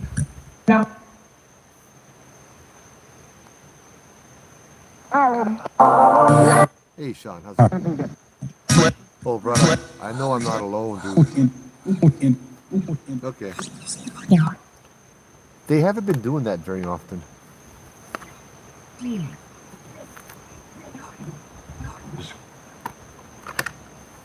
All right.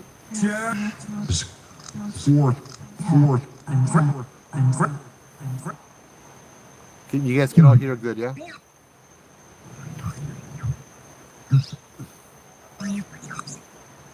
I heard the creek.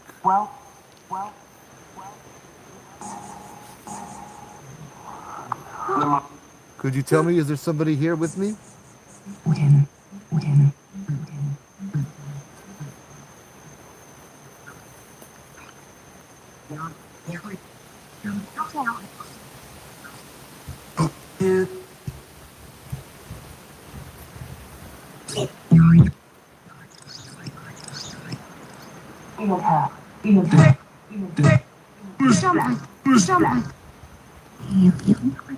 Oh, no, not that one. Is there a message you want to give me?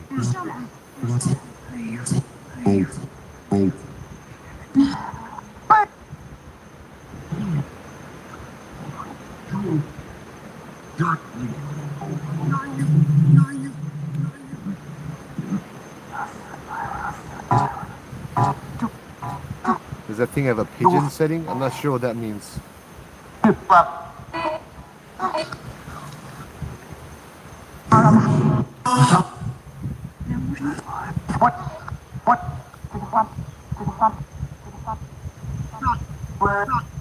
Let me show you guys what I'm looking at right here.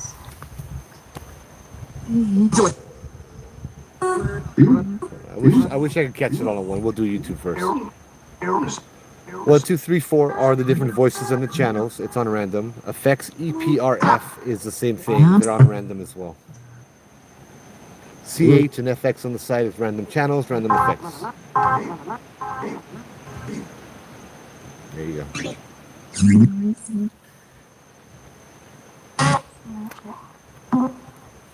Are you Kupuna? What do you think? What do you think?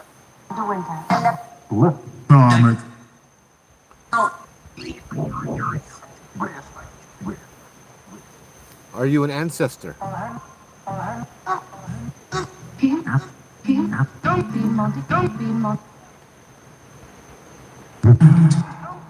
not hearing anything. What? Who's making the noise in the trees tonight? Me.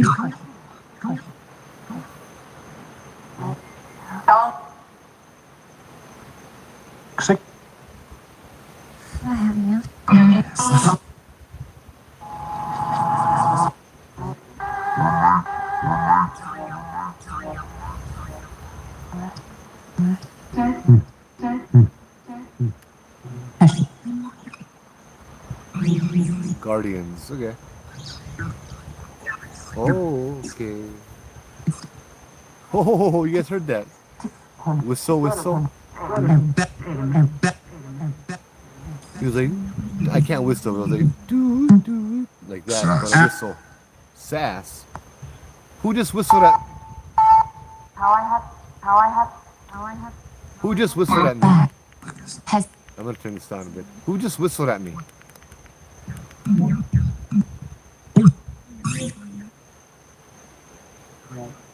That wasn't a tree. That was a double whistle. That was the second time.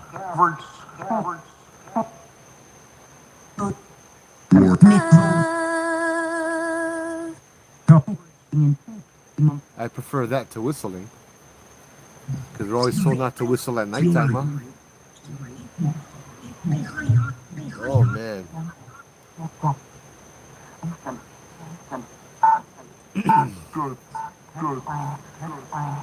There you go. Again.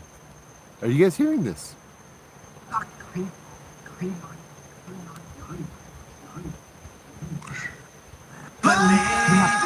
Maybe it is a tree creaking. But I've never really quite heard that before. That right there.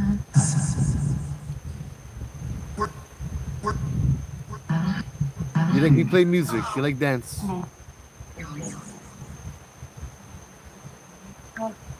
Would you like me to play music?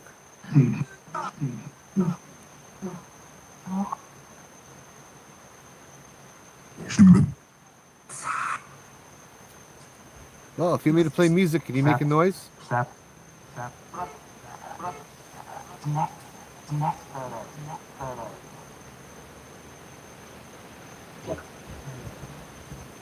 Ha! Corin, no, you sing. It's not that kind of a scary life, bro. Even though I went Kamehameha, I hear yes, yes, yes, yes, yes. Oh man.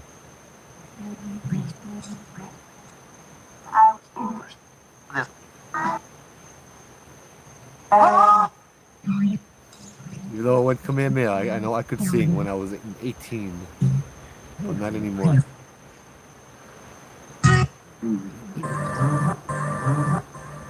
Aloha, you heard that? It said aloha. Feels like more than 3 coming around. Yeah.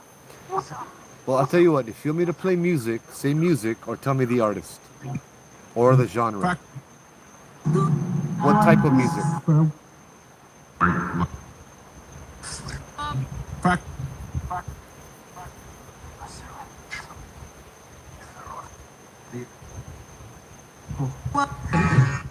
Tell them how's it.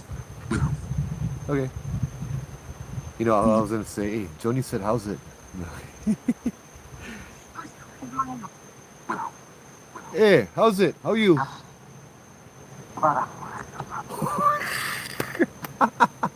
You heard the thing. Bara. The spirit punk just said bara.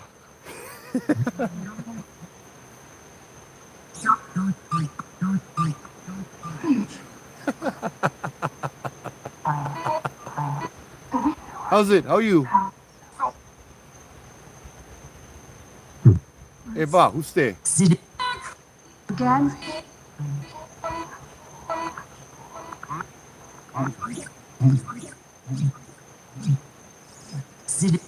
Hey, ba, who's sitting over there?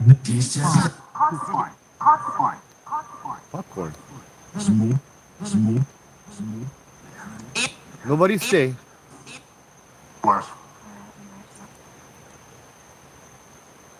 You thought you heard it say brother what?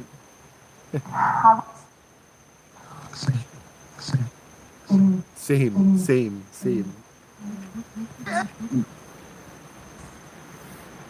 Hey. I think it likes playing its own music. Hey, yeah, I think you're right, Shannon. Hey, how are you?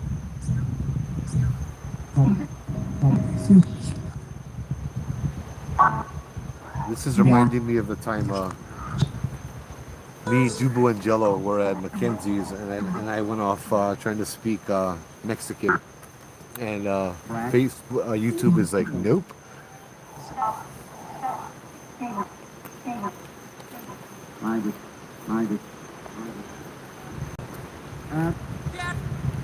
That's a light coming up over, a car coming up over here. You guys can notice the difference in the light.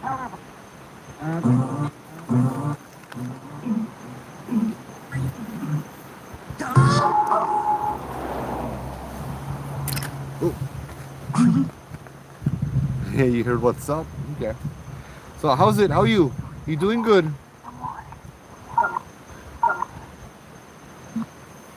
You and brother or you and sister?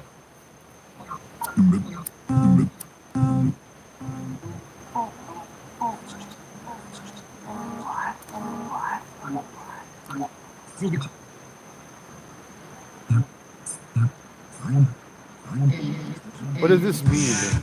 I don't know what this means. What does it mean on TikTok when I'm invited to co-host with another creator?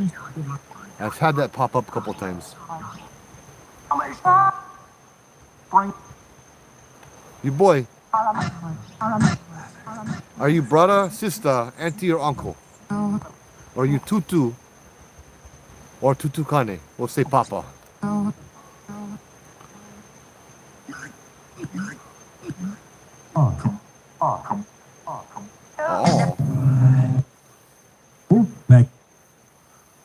How about I can ask you what's your pronouns?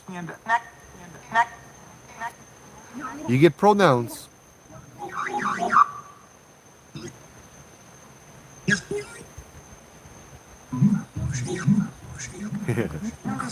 Is that a good thing if someone wants to go on my live? I don't know what that even means.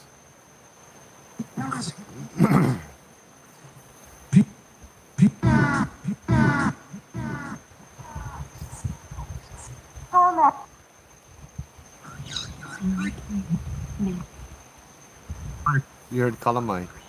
You heard Kalamai too. Okay. Aole Pilikia. I stay Nu'uanu. Elefante. I stay Nu'uanu on Oahu in Hawaii.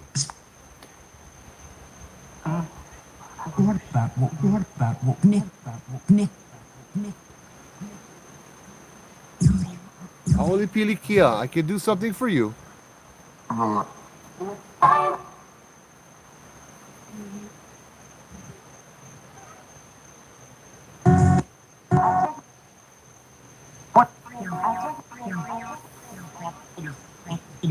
Okay, I guess I'll go try them next time. I don't know what that's gonna do on TikTok.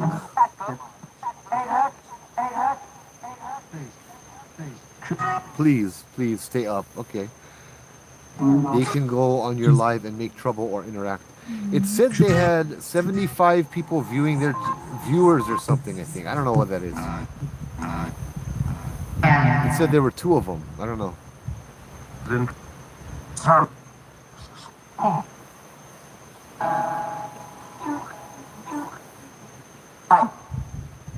Yeah, I kind of figured it's someone that wants to go live too with me, and that could be trouble.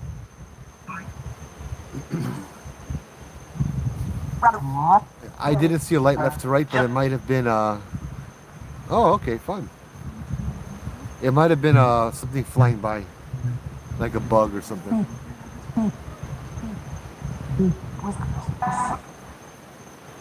I'm sorry. I'm not listening to you guys. I can call you Kupuna. Okay, thanks, Shannon. Appreciate it.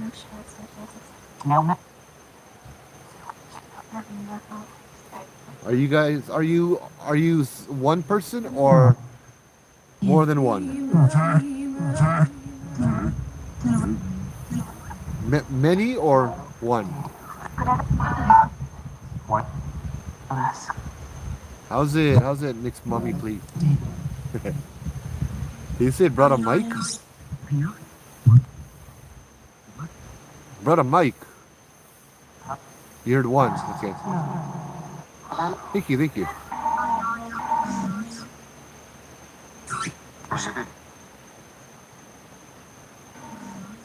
It said one. Okay. Thank you. Oh, okay. Right on.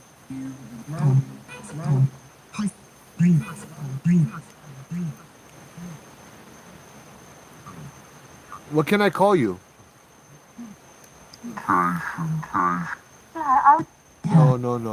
What can I call you? Are you brother Mike? Tihara. I stay on Oahu in Nu'uanu Valley. We get all kinds of stuff happening tonight over here.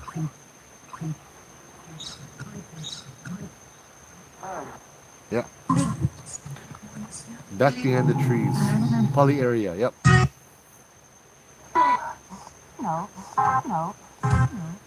No. You said Jason?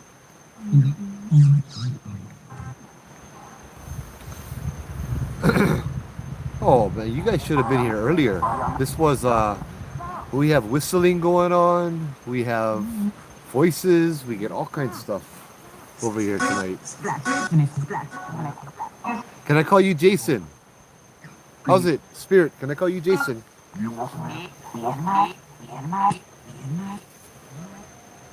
I heard Matt. I heard Nay and then Matt. You let me call you Matt?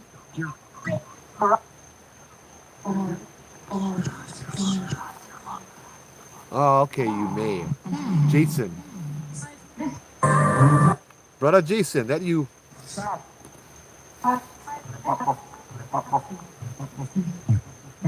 More answers. More answers. Well, brother, where are you from? This What side are you from?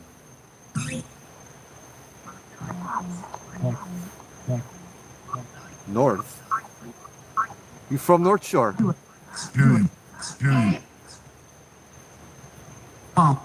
I've been hearing Hawaiian on this too. I heard aloha. I heard what's up.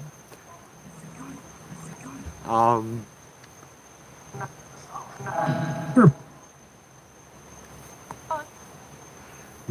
oh, that's to say, how's it? And then it responded immediately with brother. Bro, you from North Shore? It's okay. You from Haleiwa side? No. You say Wailua?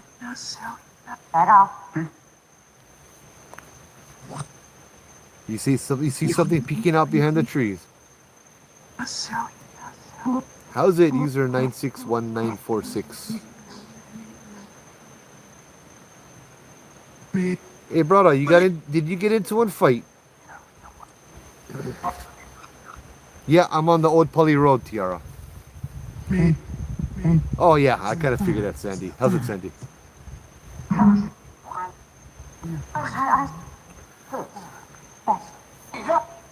Brother, where are you from? You from North Shore? I heard that again. Like every time I ask that, it goes, yo.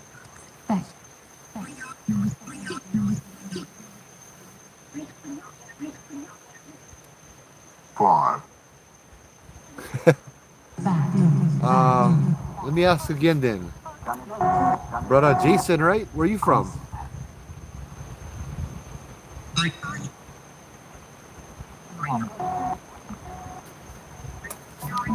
Hey, Bobby from Maui. How's it?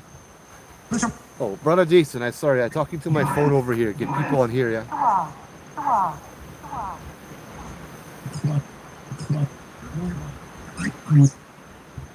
Okay, I will. Aloha, is there somebody named Jay around here?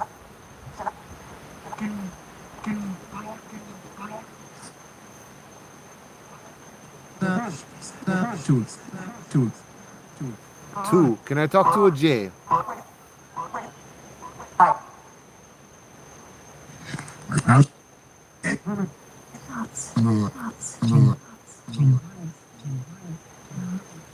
J, and then there was the last name that I couldn't quite make out. It said J. How's it, Jay? How are you?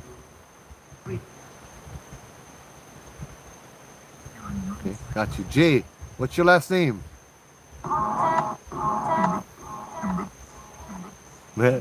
You heard that? On the back end? I heard that on the back end, what you typed in. I'm not going to say it because I don't want to suggest anything to them that might not be, yeah?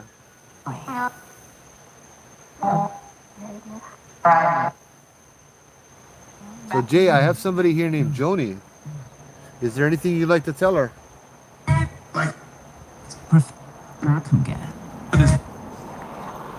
Jay, do you know somebody named Joni?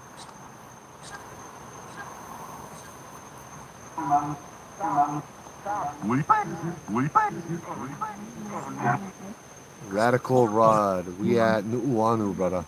Hey, Rain. How's it, bro? Jay. Can you tell me your last name again, brother? One more time. One more time.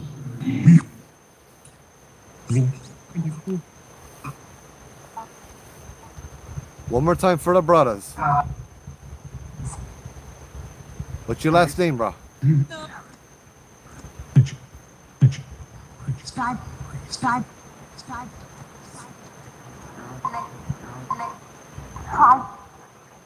Chris, yes, I'm friends with Lopaka Kapanui. I've been on a few of his tours, and we chat on Facebook from time to time, and yeah. Oh, I'm sorry, Joni. I'm sorry for your loss, my friend.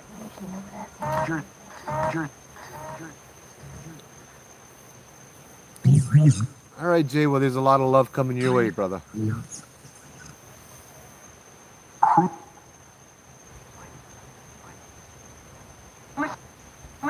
Is there anything you would like to tell Joni? And very well. Very well. In Hawaii. In Hawaii.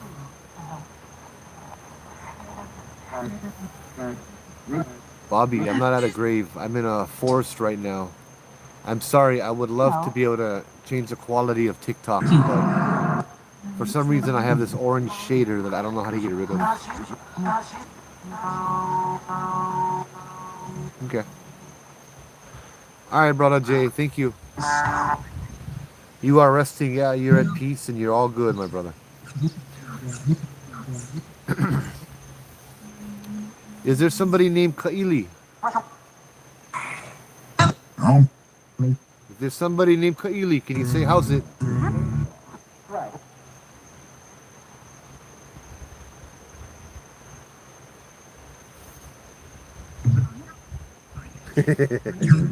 Got real quiet. Got real quiet, and then I swear I heard it say how's it.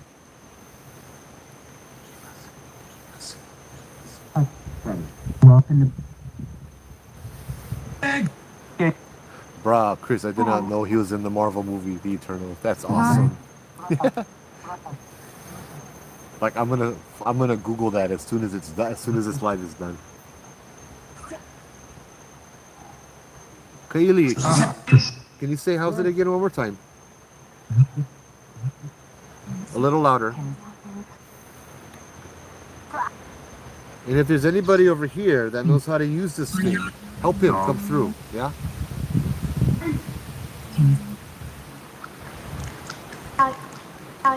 night.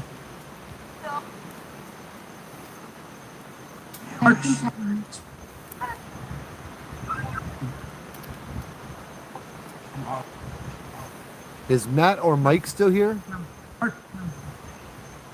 No, there's a lot of guys here now. Once we started doing this, bro, they all started coming.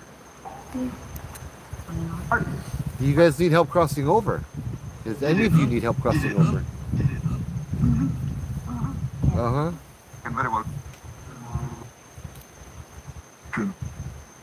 Well, I'm not gonna do it the way Doug did it. But I will pray. I do have a story I want to share too now that we're doing this. I didn't see this happening tonight. But this is fascinating. Kaili, one more time. Can you tell me what your last name is or something? I'd like to speak to Kaili.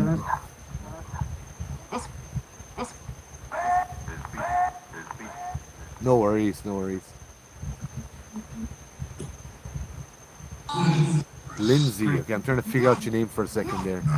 No worries, Lindsay.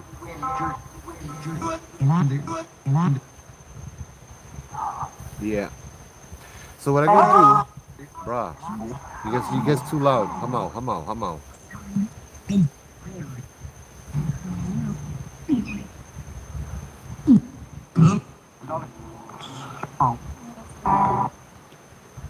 Matt, it doesn't matter if you're ready for that or not, brother. You seeing them, boo. And for me. And for me. So, once again, I will ask one last time, I promise. Does anybody here need to cross over? I heard a yes and then a yeah. Okay. I'm going to pause this. I'm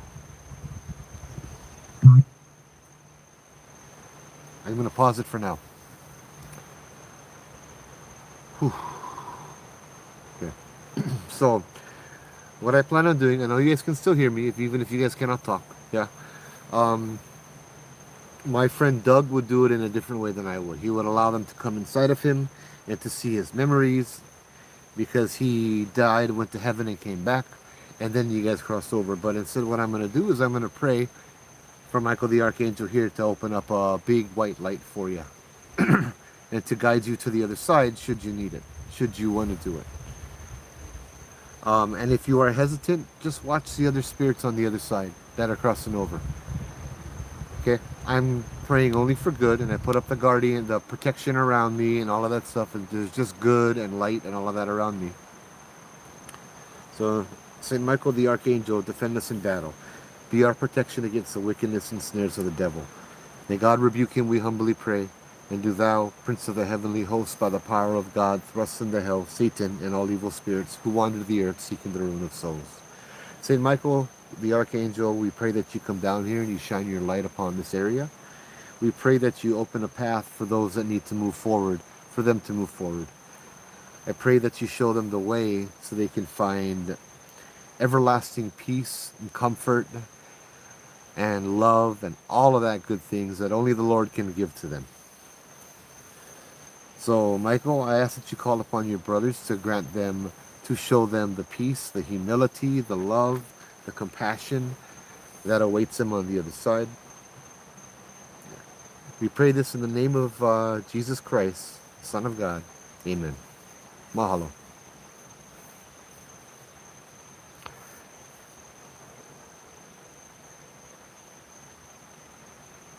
Okay, we're back. Ghost of Tabor. I haven't heard of that. I know the wind just stopped. Isn't that so cool? The wind stopped. The trees stopped. Okay, I'll go share one story now. And then I will turn back on the spirit box. This is a story that I usually share for people who are going through grief and going through the dearly departed and all of that. People who have lost loved ones. And it's a journey. It is a journey. It is not a good journey, but it is a journey that we must all take, right? And we must all make. No problem. No problem, Joni. Thank you for joining us.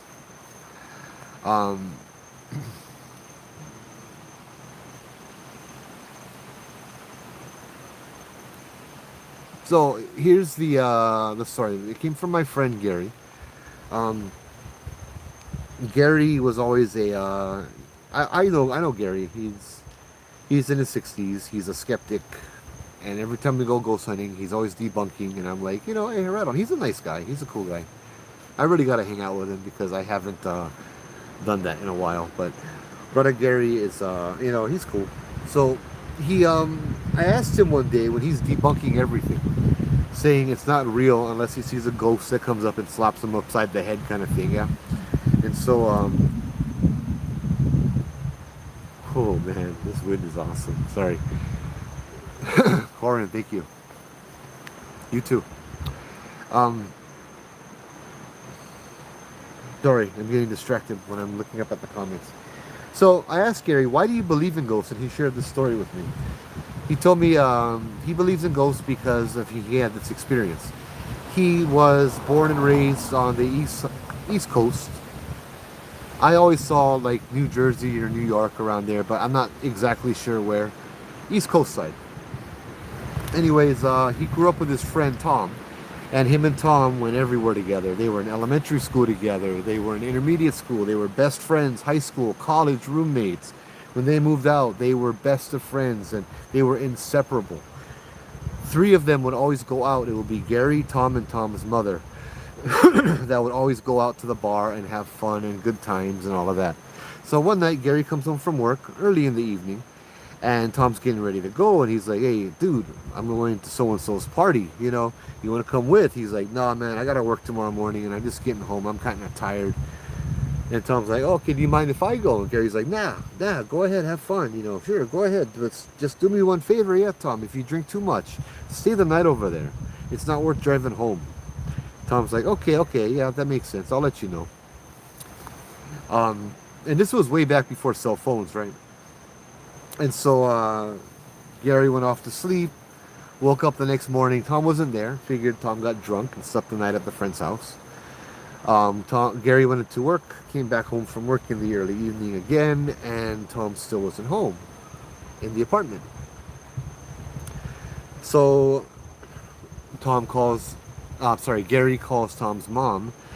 Tom's mom hasn't seen him or heard from him all day either. So they kind of worried, and Gary's wondering what to do. All of a sudden, there's a knock on the door, and and as he answers it, it was, I believe it was a police officer, and the police officer asks if this is a residence of Tom so and so, and Gary said yes. He's like, then you're his roommate. He's like, yes. He's like, I'm sorry, but I got very bad news for you. Tom died in a car accident last night. He died as soon as he was hit by the car. From what we saw, he was hit by a drunk driver. Tom wasn't drunk,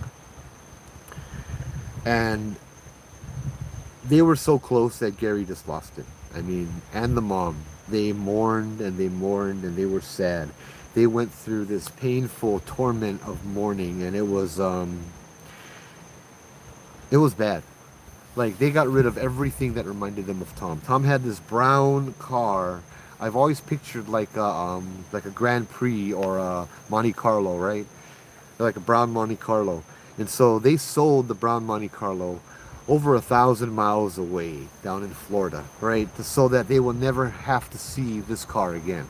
They didn't want any memories of Tom. They were trying to wipe his memory from their minds because it hurt too much. And the days turned into weeks, it turned into months, and then it turned into years. And 3 or 4 years had passed, and they were still mourning Tom on the daily. They were still mourning him day in, day out, and they were absolutely miserable. One evening, Gary goes to the convenience store and he purchases just regular stuff for food for tomorrow, like cereal, milk, and eggs, and all of that kind of stuff. And he talks story with the lady behind the cashier, who he knows. And I know Gary. That's always been Gary's MO. He'll walk into like the 7-Eleven and he knows everybody that works there, you know. So talks to them a little bit, and then he goes outside to the parking lot, and he tells me he stops because he freezes in his tracks, because sitting right in the parking lot, right at him, is Tom's brown Monte Carlo. And he's staring at the car, and it's Tom's Monte Carlo. All of the marks are there. The license plate is his. Everything. What are the odds of Tom's car being there after they sold it over 1,000 miles away? So he's just walking up cautiously to the car as the window rolls down on the driver's side, and Tom looks out of the window at him, smiles up to Gary, and says, "Hey dude, what's up?" Gary is just like, what the hell? You know, his jaw drops, and he's like, all he manages to say is, "Dude, you're dead." And Tom's like, "Yeah, I know. About that, we need to talk. Why don't you jump in the passenger seat and we'll go for a drive?" So Gary, in this stupor, goes into the passenger seat, puts his groceries on the ground in front of him, and he's just staring at Tom, just staring as they drive around the block a few times. Nobody says a word, and he's just staring at Tom. And finally, Gary says he's the first one to break the silence. "Dude, are you an angel?" And Tom just kind of smiles a little bit, and he's like, "No, not yet. That's what we need to talk about." He said, "You and Mom are in so much pain, and you guys miss me so much. I can't cross over. I can't be an angel. I can't leave you guys because you guys are in so much pain because of me." He's like, "You guys need to let me go. We'll see each other again in the future, but you guys need to let me go." And Gary's like, "Nah, I'm having a stroke right now. I'm going crazy. This is not right. This is not right. I'm just losing my marbles." And Tom just smiles at him. Gary's like, "How do I know this is real?" Tom reaches into the glove compartment box, brings out an envelope, puts it into Gary's shirt pocket, and then stops the car. He's right in front of their apartment.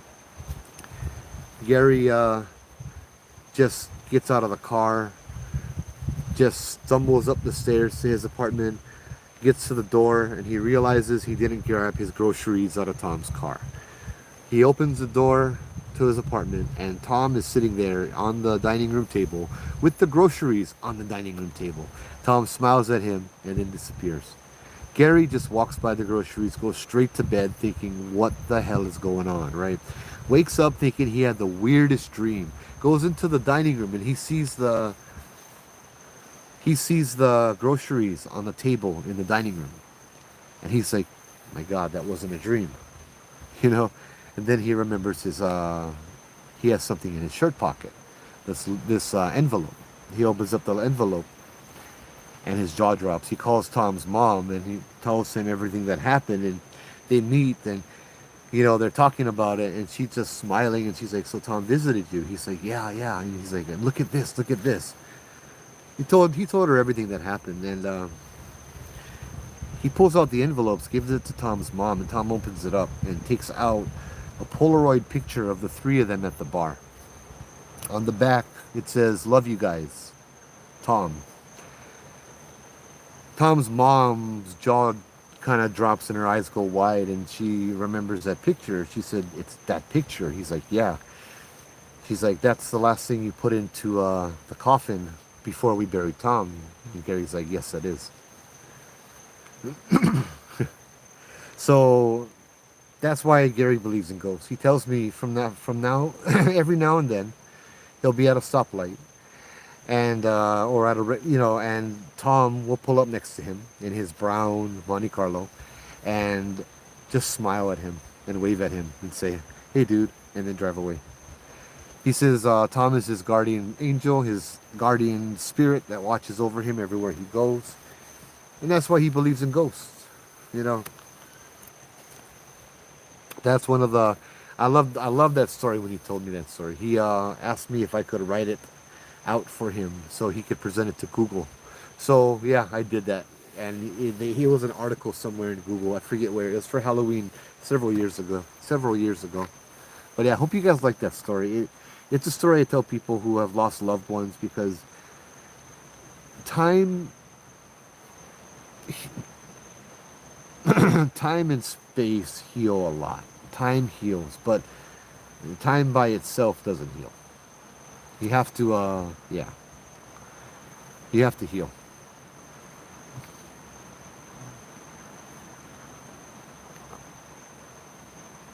Every time you hear the story, tell the story, it always gets me. Yeah, I love the story too. To me, this is one of my favorite stories. What a ghost story is. Now you got the scary ones too, but yeah. Hey, Kanoi. So I think Tom did cross over, and that's the thing we don't usually get a lot. We don't really understand a lot. Is we have loved ones that still visit us, right? I would tell ghost stories when I would do the ghost tour about, well, ghosts, people that died, and people automatically assume that I'm saying they did not cross over. No, my Auntie Mariah crossed over, and she was 100 years old when she passed. And she always wanted to come on my ghost tour, and so she did after she passed. Someone snapped a picture of a blue orb at Iolani Palace with her perfect face inside the orb. I went to my car, I grabbed the paper from her funeral with her face on it, and it was to show the group that it was the same lady. And as I looked at this blue orb with my Auntie Mariah's face in it, the random word generator said Mariah. And that was my Auntie Mariah's name. That happened again at a different location at the end of the night at Kavainui, not Kavainui, that church over there by Iolani Palace. I cannot believe I forgot the name. The one that's made of coral. Kavaihau. Thank you.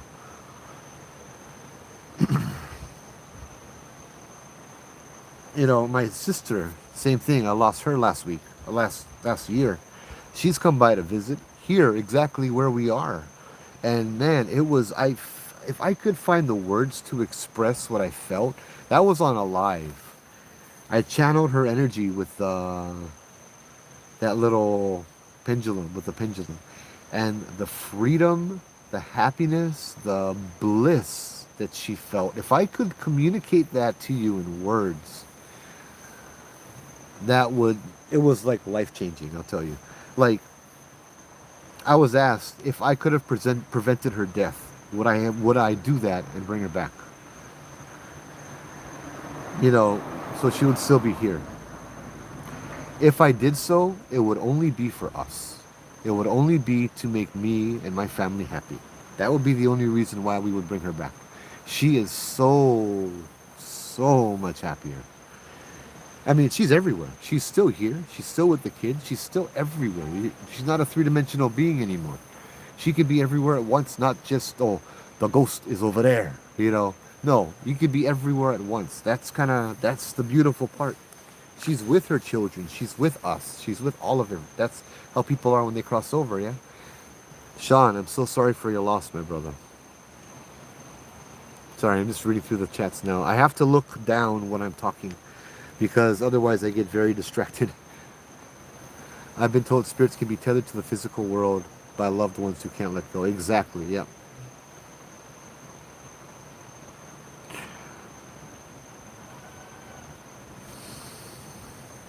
Thank you, Sean. I'm glad I could be of some help. It's not easy. It's not easy at all. These are things that we go through to temper us, yeah, to mold us and all of that good stuff, right? Like one of my favorite analogies is we're like a sword at a blacksmith, and you know how a piece of metal becomes a sword? It's thrown in the fire, it's burned, it's melted, it's made very, very weak and vulnerable, and then it's beaten with a hammer again and again and again and again and again. And then when you think it's done, they stick you back in the fire, make you malleable again, make you vulnerable, and beat you again and again and again. And you keep going through this process until you start to take shape. Yeah? That's the comparison I use, yeah. And so don't worry. You just just keep going through it. Grit your teeth and bear it, experience it, go through all the emotions, and then say thank you for that experience and move on. Keeping everything else in your heart. My dog stopped visiting us after a year after passing. She kept visiting but finally stopped. I've had my dogs visit me too. Usually they each come by just to they would come just to say goodbye. My ex-wife visited me one night, said hi. That sounds scary. I'm sorry, Tony. I didn't mean any disrespect, my brother. It's all because of love when they visit. Yes, exactly. Kanoi. Sorry, I'm reading the comments on TikTok now. I've had so many vivid dreams of my dad, and I always wondered if my grief kept him here. I know. Hey, Hannah, how's it? Mahalo for the like and the subscribe. I stay Nu'uanu. Oh, what was that? Must have been one firework. I just saw one white flash. Yeah. They still come by.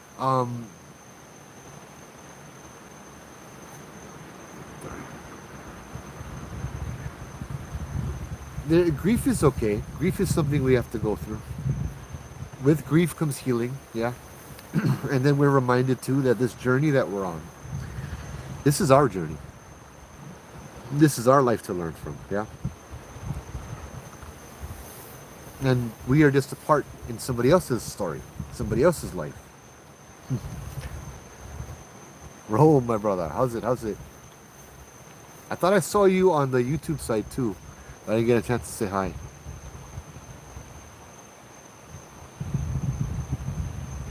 Maybe I didn't. Maybe I did see you over here.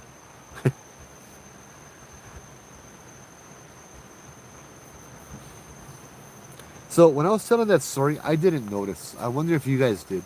Did the place get really quiet? Like the trees stopped, the wind stopped? Well, the trees didn't stop, but I don't recall hearing the trees when I was telling the story.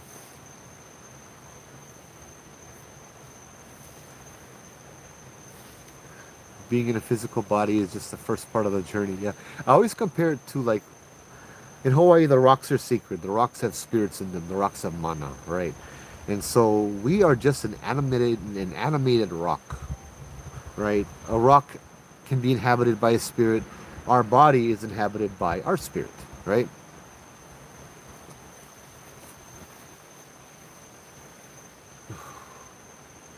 Bruh, 2.5 hours. It's not bad.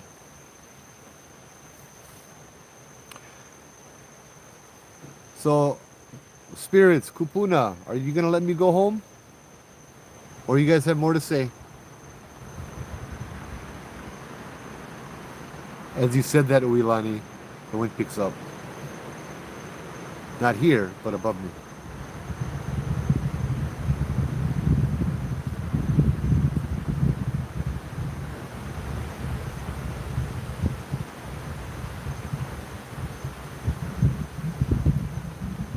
Oh, that wind feels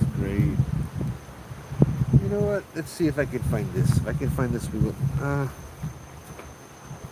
try one more thing.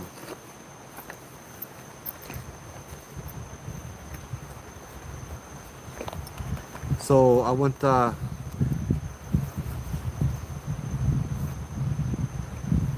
no, I don't know if I can find it. I'm looking for my dowsing rods or my pendulum.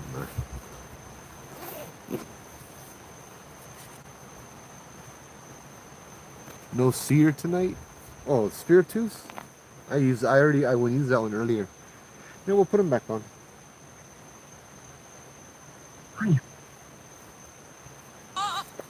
Oh.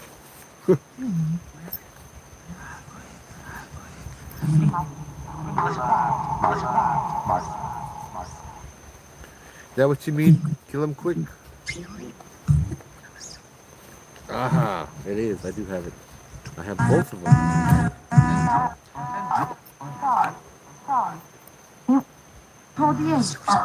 Could hear a little. Oh, seer. Oh, I haven't used that in a minute. I haven't used that one in months. I have a second iPad. I've learned you got to invest in yourself if you want to do stuff, huh? Bruh.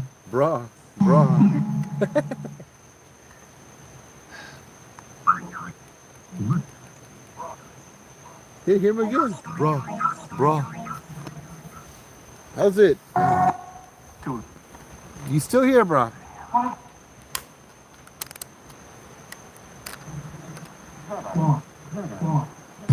Butter.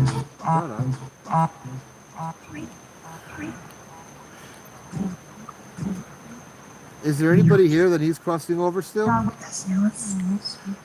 Because the way is open, huh? You just gotta ask for it. Yeah, Brian, dude. We get one real brother over here tonight. Oh, I haven't heard that noise in a long time.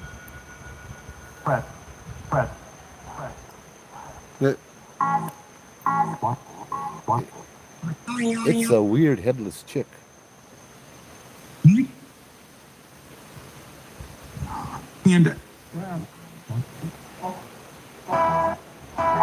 What the? Okay. I think one leaf just went fall right in front of my flashlight.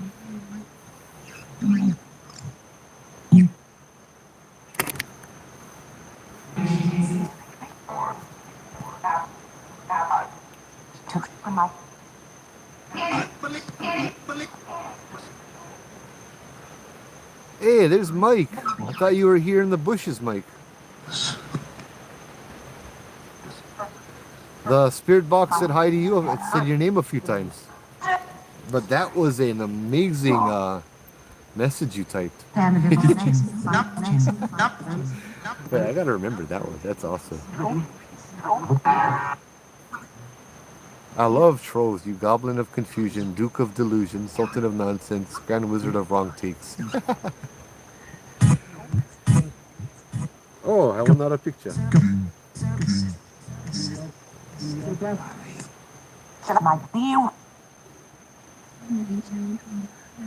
Looks like a bunch of raccoons looking into the abyss. Portal. Ooh. I am not hunting for anything. I'm here to listen to whatever the kupunas tell me. Some of them want to talk, some of them like the stories. That's why we're here, Dax. We have had night marchers a few times, but very, very rare. And at those times when we hear the drums, we out.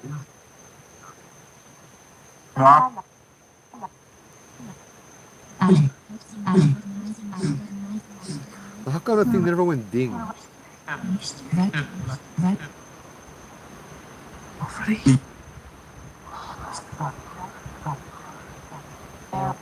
Are you guys still here in the trees?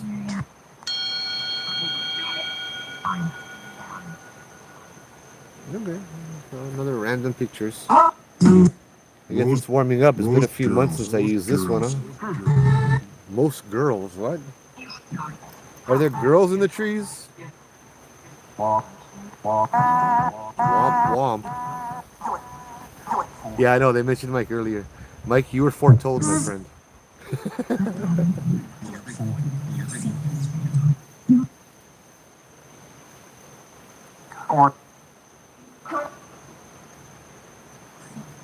Are there girls in the trees?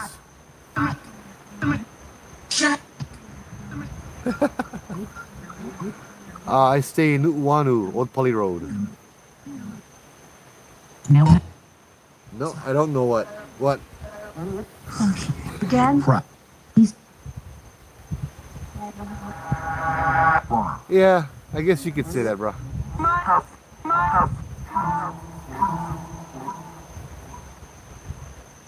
The trees were talking to us earlier, but I think they got bored.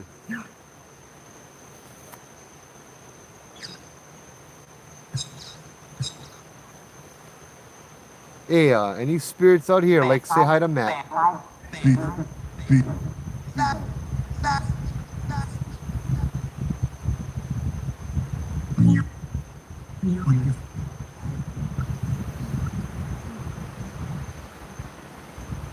Good.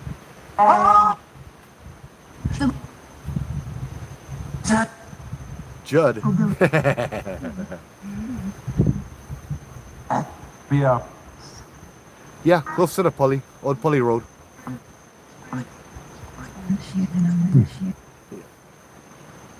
It said Judd. Oh. So we get more, not ancient spirits tonight, we get more contemporary spirits tonight.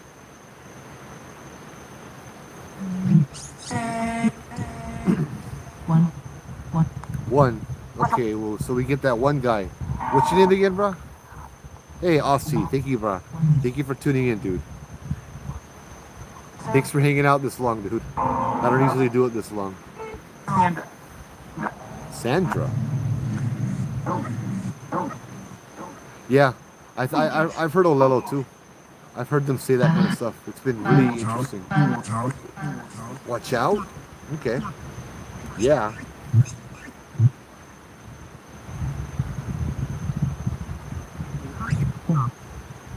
So, no, trees are gone already. What's your name again, brother? I forget your name. No, it wasn't Chris.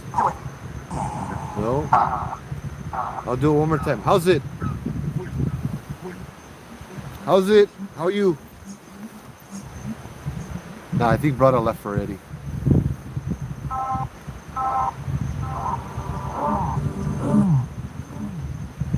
They talk in Japanese too, yeah.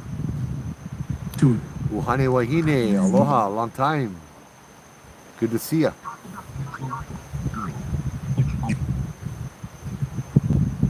Yes, what was it? Ringo, right? And other stuff.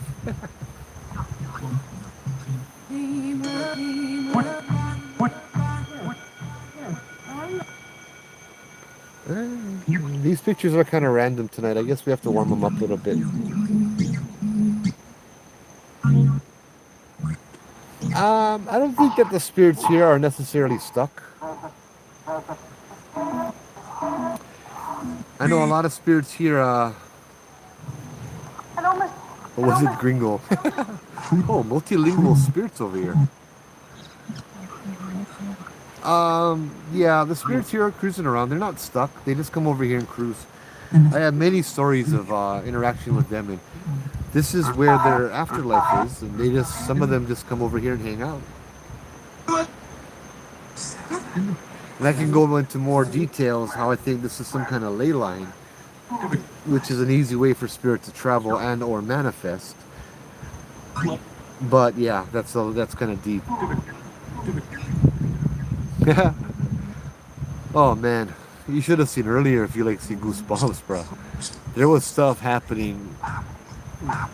There was a woman talking, there was laughter, there was whistling, and there's nobody here, you know. Yeah, I feel like a lot of them left early. And it's just me over here tonight by myself, so, cuz. Yeah, living spirits and human ghosts, exactly. Great way of putting it, Jarvis.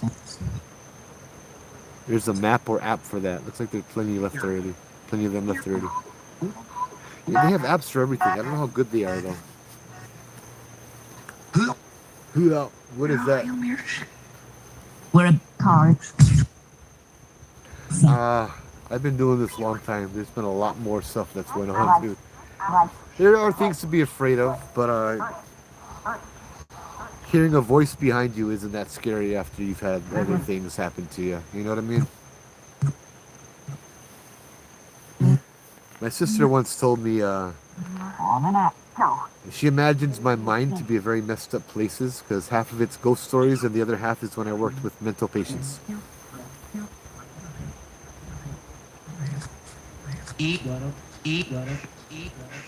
Alessa, how's it? How's it? I could tell stories all night about some of the mental patients, keeping them HIPAA safe. You know. Yes, I'm alone telling stories. We've done a bunch of stories, but it hasn't been that tonight. Yeah. It's good energy around me though. I don't feel anything bad. Even the ones that make noises around me. I got my guardians all around me. Yeah. I have faith in them. What? Yeah, some of the mental patients were not crazy. It's Kavix. How's it?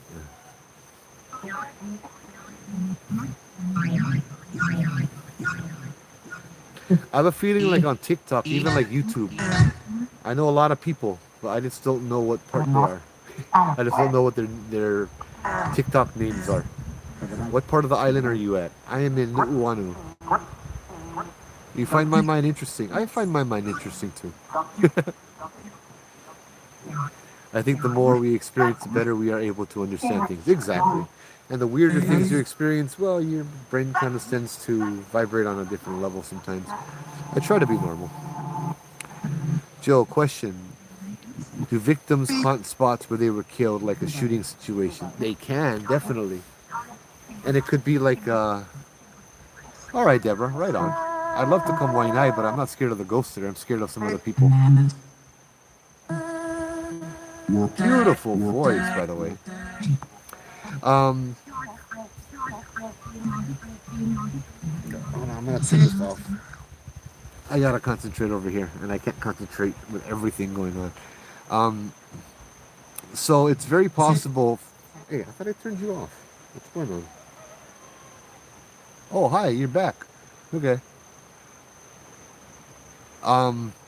When somebody dies, I believe, and it doesn't even have to be separate.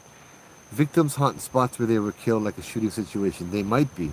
I've come across spirits that were stuck in a schizophrenic loop, but normally they were put there by another darker spirit that left them confused and lost and alone for God knows how many years to feed off of their confusion, their misery, and all of that stuff. I've heard of them being stuck in an area, not knowing where they are, and just replaying the same things again and again and again and again. That creaking is from the tree, which I believe is a spirit because it's answered me on many occasions, Kavailani.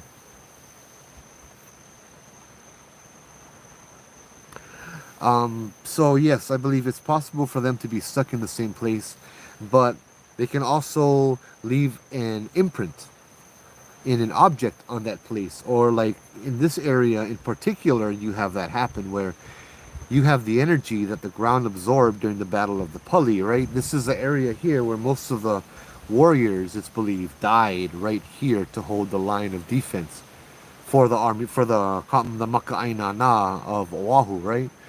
So this land, I was told time and time again, has been soaked in blood. In fact, when I went camping a few weeks ago, Uilani said, "No blood on the rocks." I really wanted to cut my steak on one real flat rock, but yeah, they didn't want blood on the rocks. And what I heard in my head was, "There's been enough blood on these rocks." So their energy can be stored in there, and it may not be them manifesting, but it may be. What the hell was that? Anybody else hear that? Just now. The little. It sounded like this, like.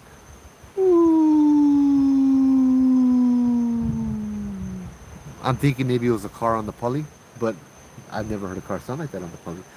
Let's check it out, because I don't want that stuff behind me.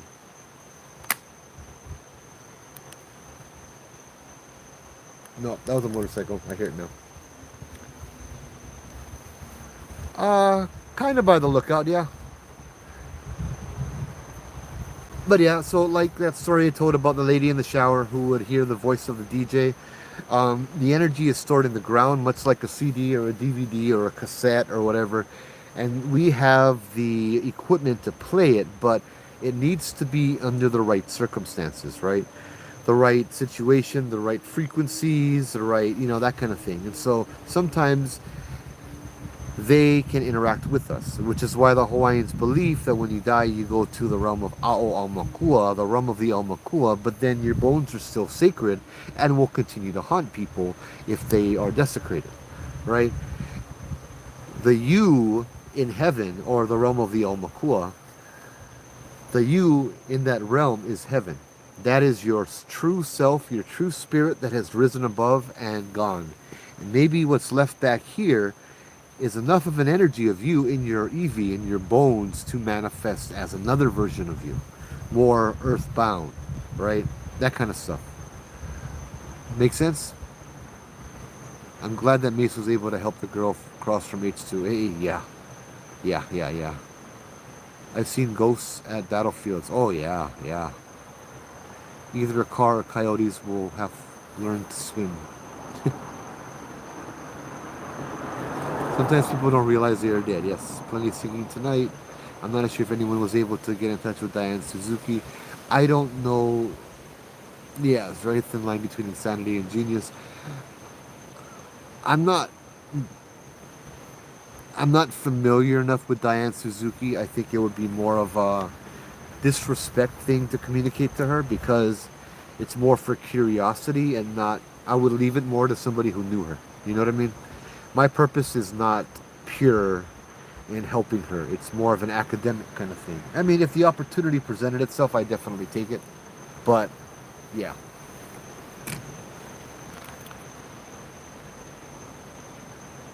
Yes, my guardian is with me.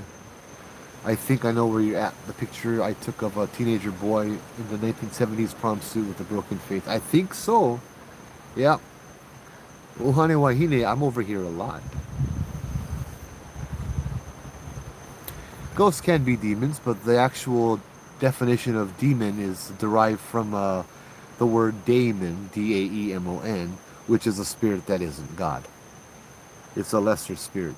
It's something that's not like that. So the word demon comes from that, and people use that to scare people, and especially demons. They love to use that to scare people. But they usually don't run around with a red pitchfork and hooved feet and horns. You know what I mean? Here in Hawaii, the Hawaiians lived a very beautiful life and very beautiful existence before all of the pre-contact, and even after. We lived in harmony with the spirits, right? Do you also tell night marcher stories? Yes, sometimes. Do you still go to 13 turns? I was thinking about that tonight. I haven't been there in a while. The reason why is it's not that safe, because you have people that like to practice drifting over there, and there's not a lot of spots on the side of the road where you can actually park, and there's not a lot of space to sit down. But I love 13 turns. I love to go over there. One of the cool stories I have comes from over there, and always have experiences over there. Maybe next week, we'll see. But real ghost dangers are different than real dangers. I don't need to be hit by an amateur racer that wants to speed down that road. I'm one of those people who believes each person's version of heaven is different, and what you think it is in your head is where you go. Bro, that's psychology right there. Your brain will manifest a lot of these things. I've played with that as well. I'm also Catholic, all right? So I see there's a lot of possibilities. I don't see that there's one thing that happens to you. You know what I mean? Demons, black shadows that have eyes. I mean, There's another realm called the shadow realm that exists in I think a slightly higher frequency than us, and we see a lot of shadow people and shadow figures and stuff. I Yeah, I believe that shadow people, ghost spirits, demons are all different entities. Yeah. Lovey, how's it? Ekapole. I'm in Nu'uanu, mamas.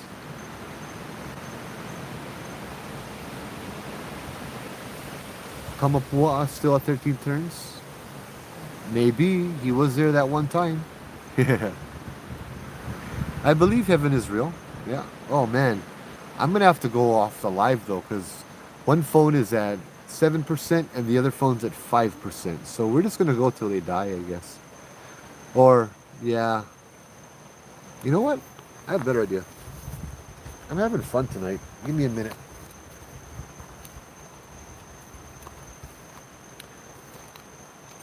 I have even better. I have a charger.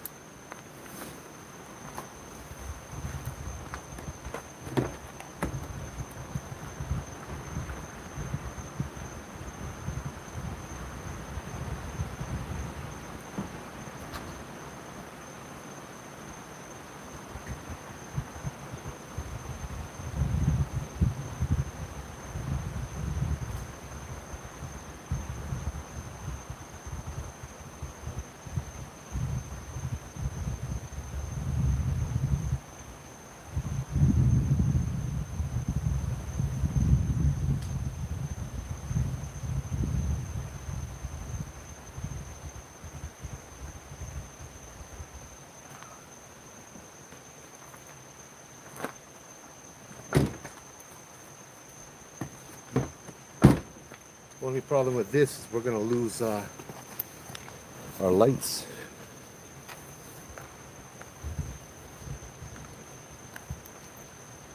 These flashlights double as chargers. I am kind of at a haunted place right now. Yeah, Uhane Wahine. I love I miss hanging out with you. It's been a long time. Every Friday nights I usually find myself here. So you are more than welcome to come. In fact, anybody is more than welcome to come. I love the company, believe it or not. Yeah.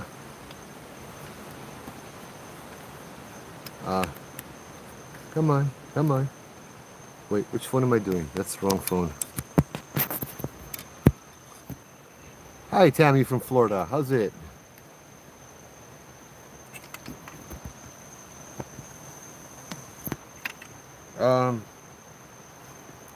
I don't know if this is working. No. Nope.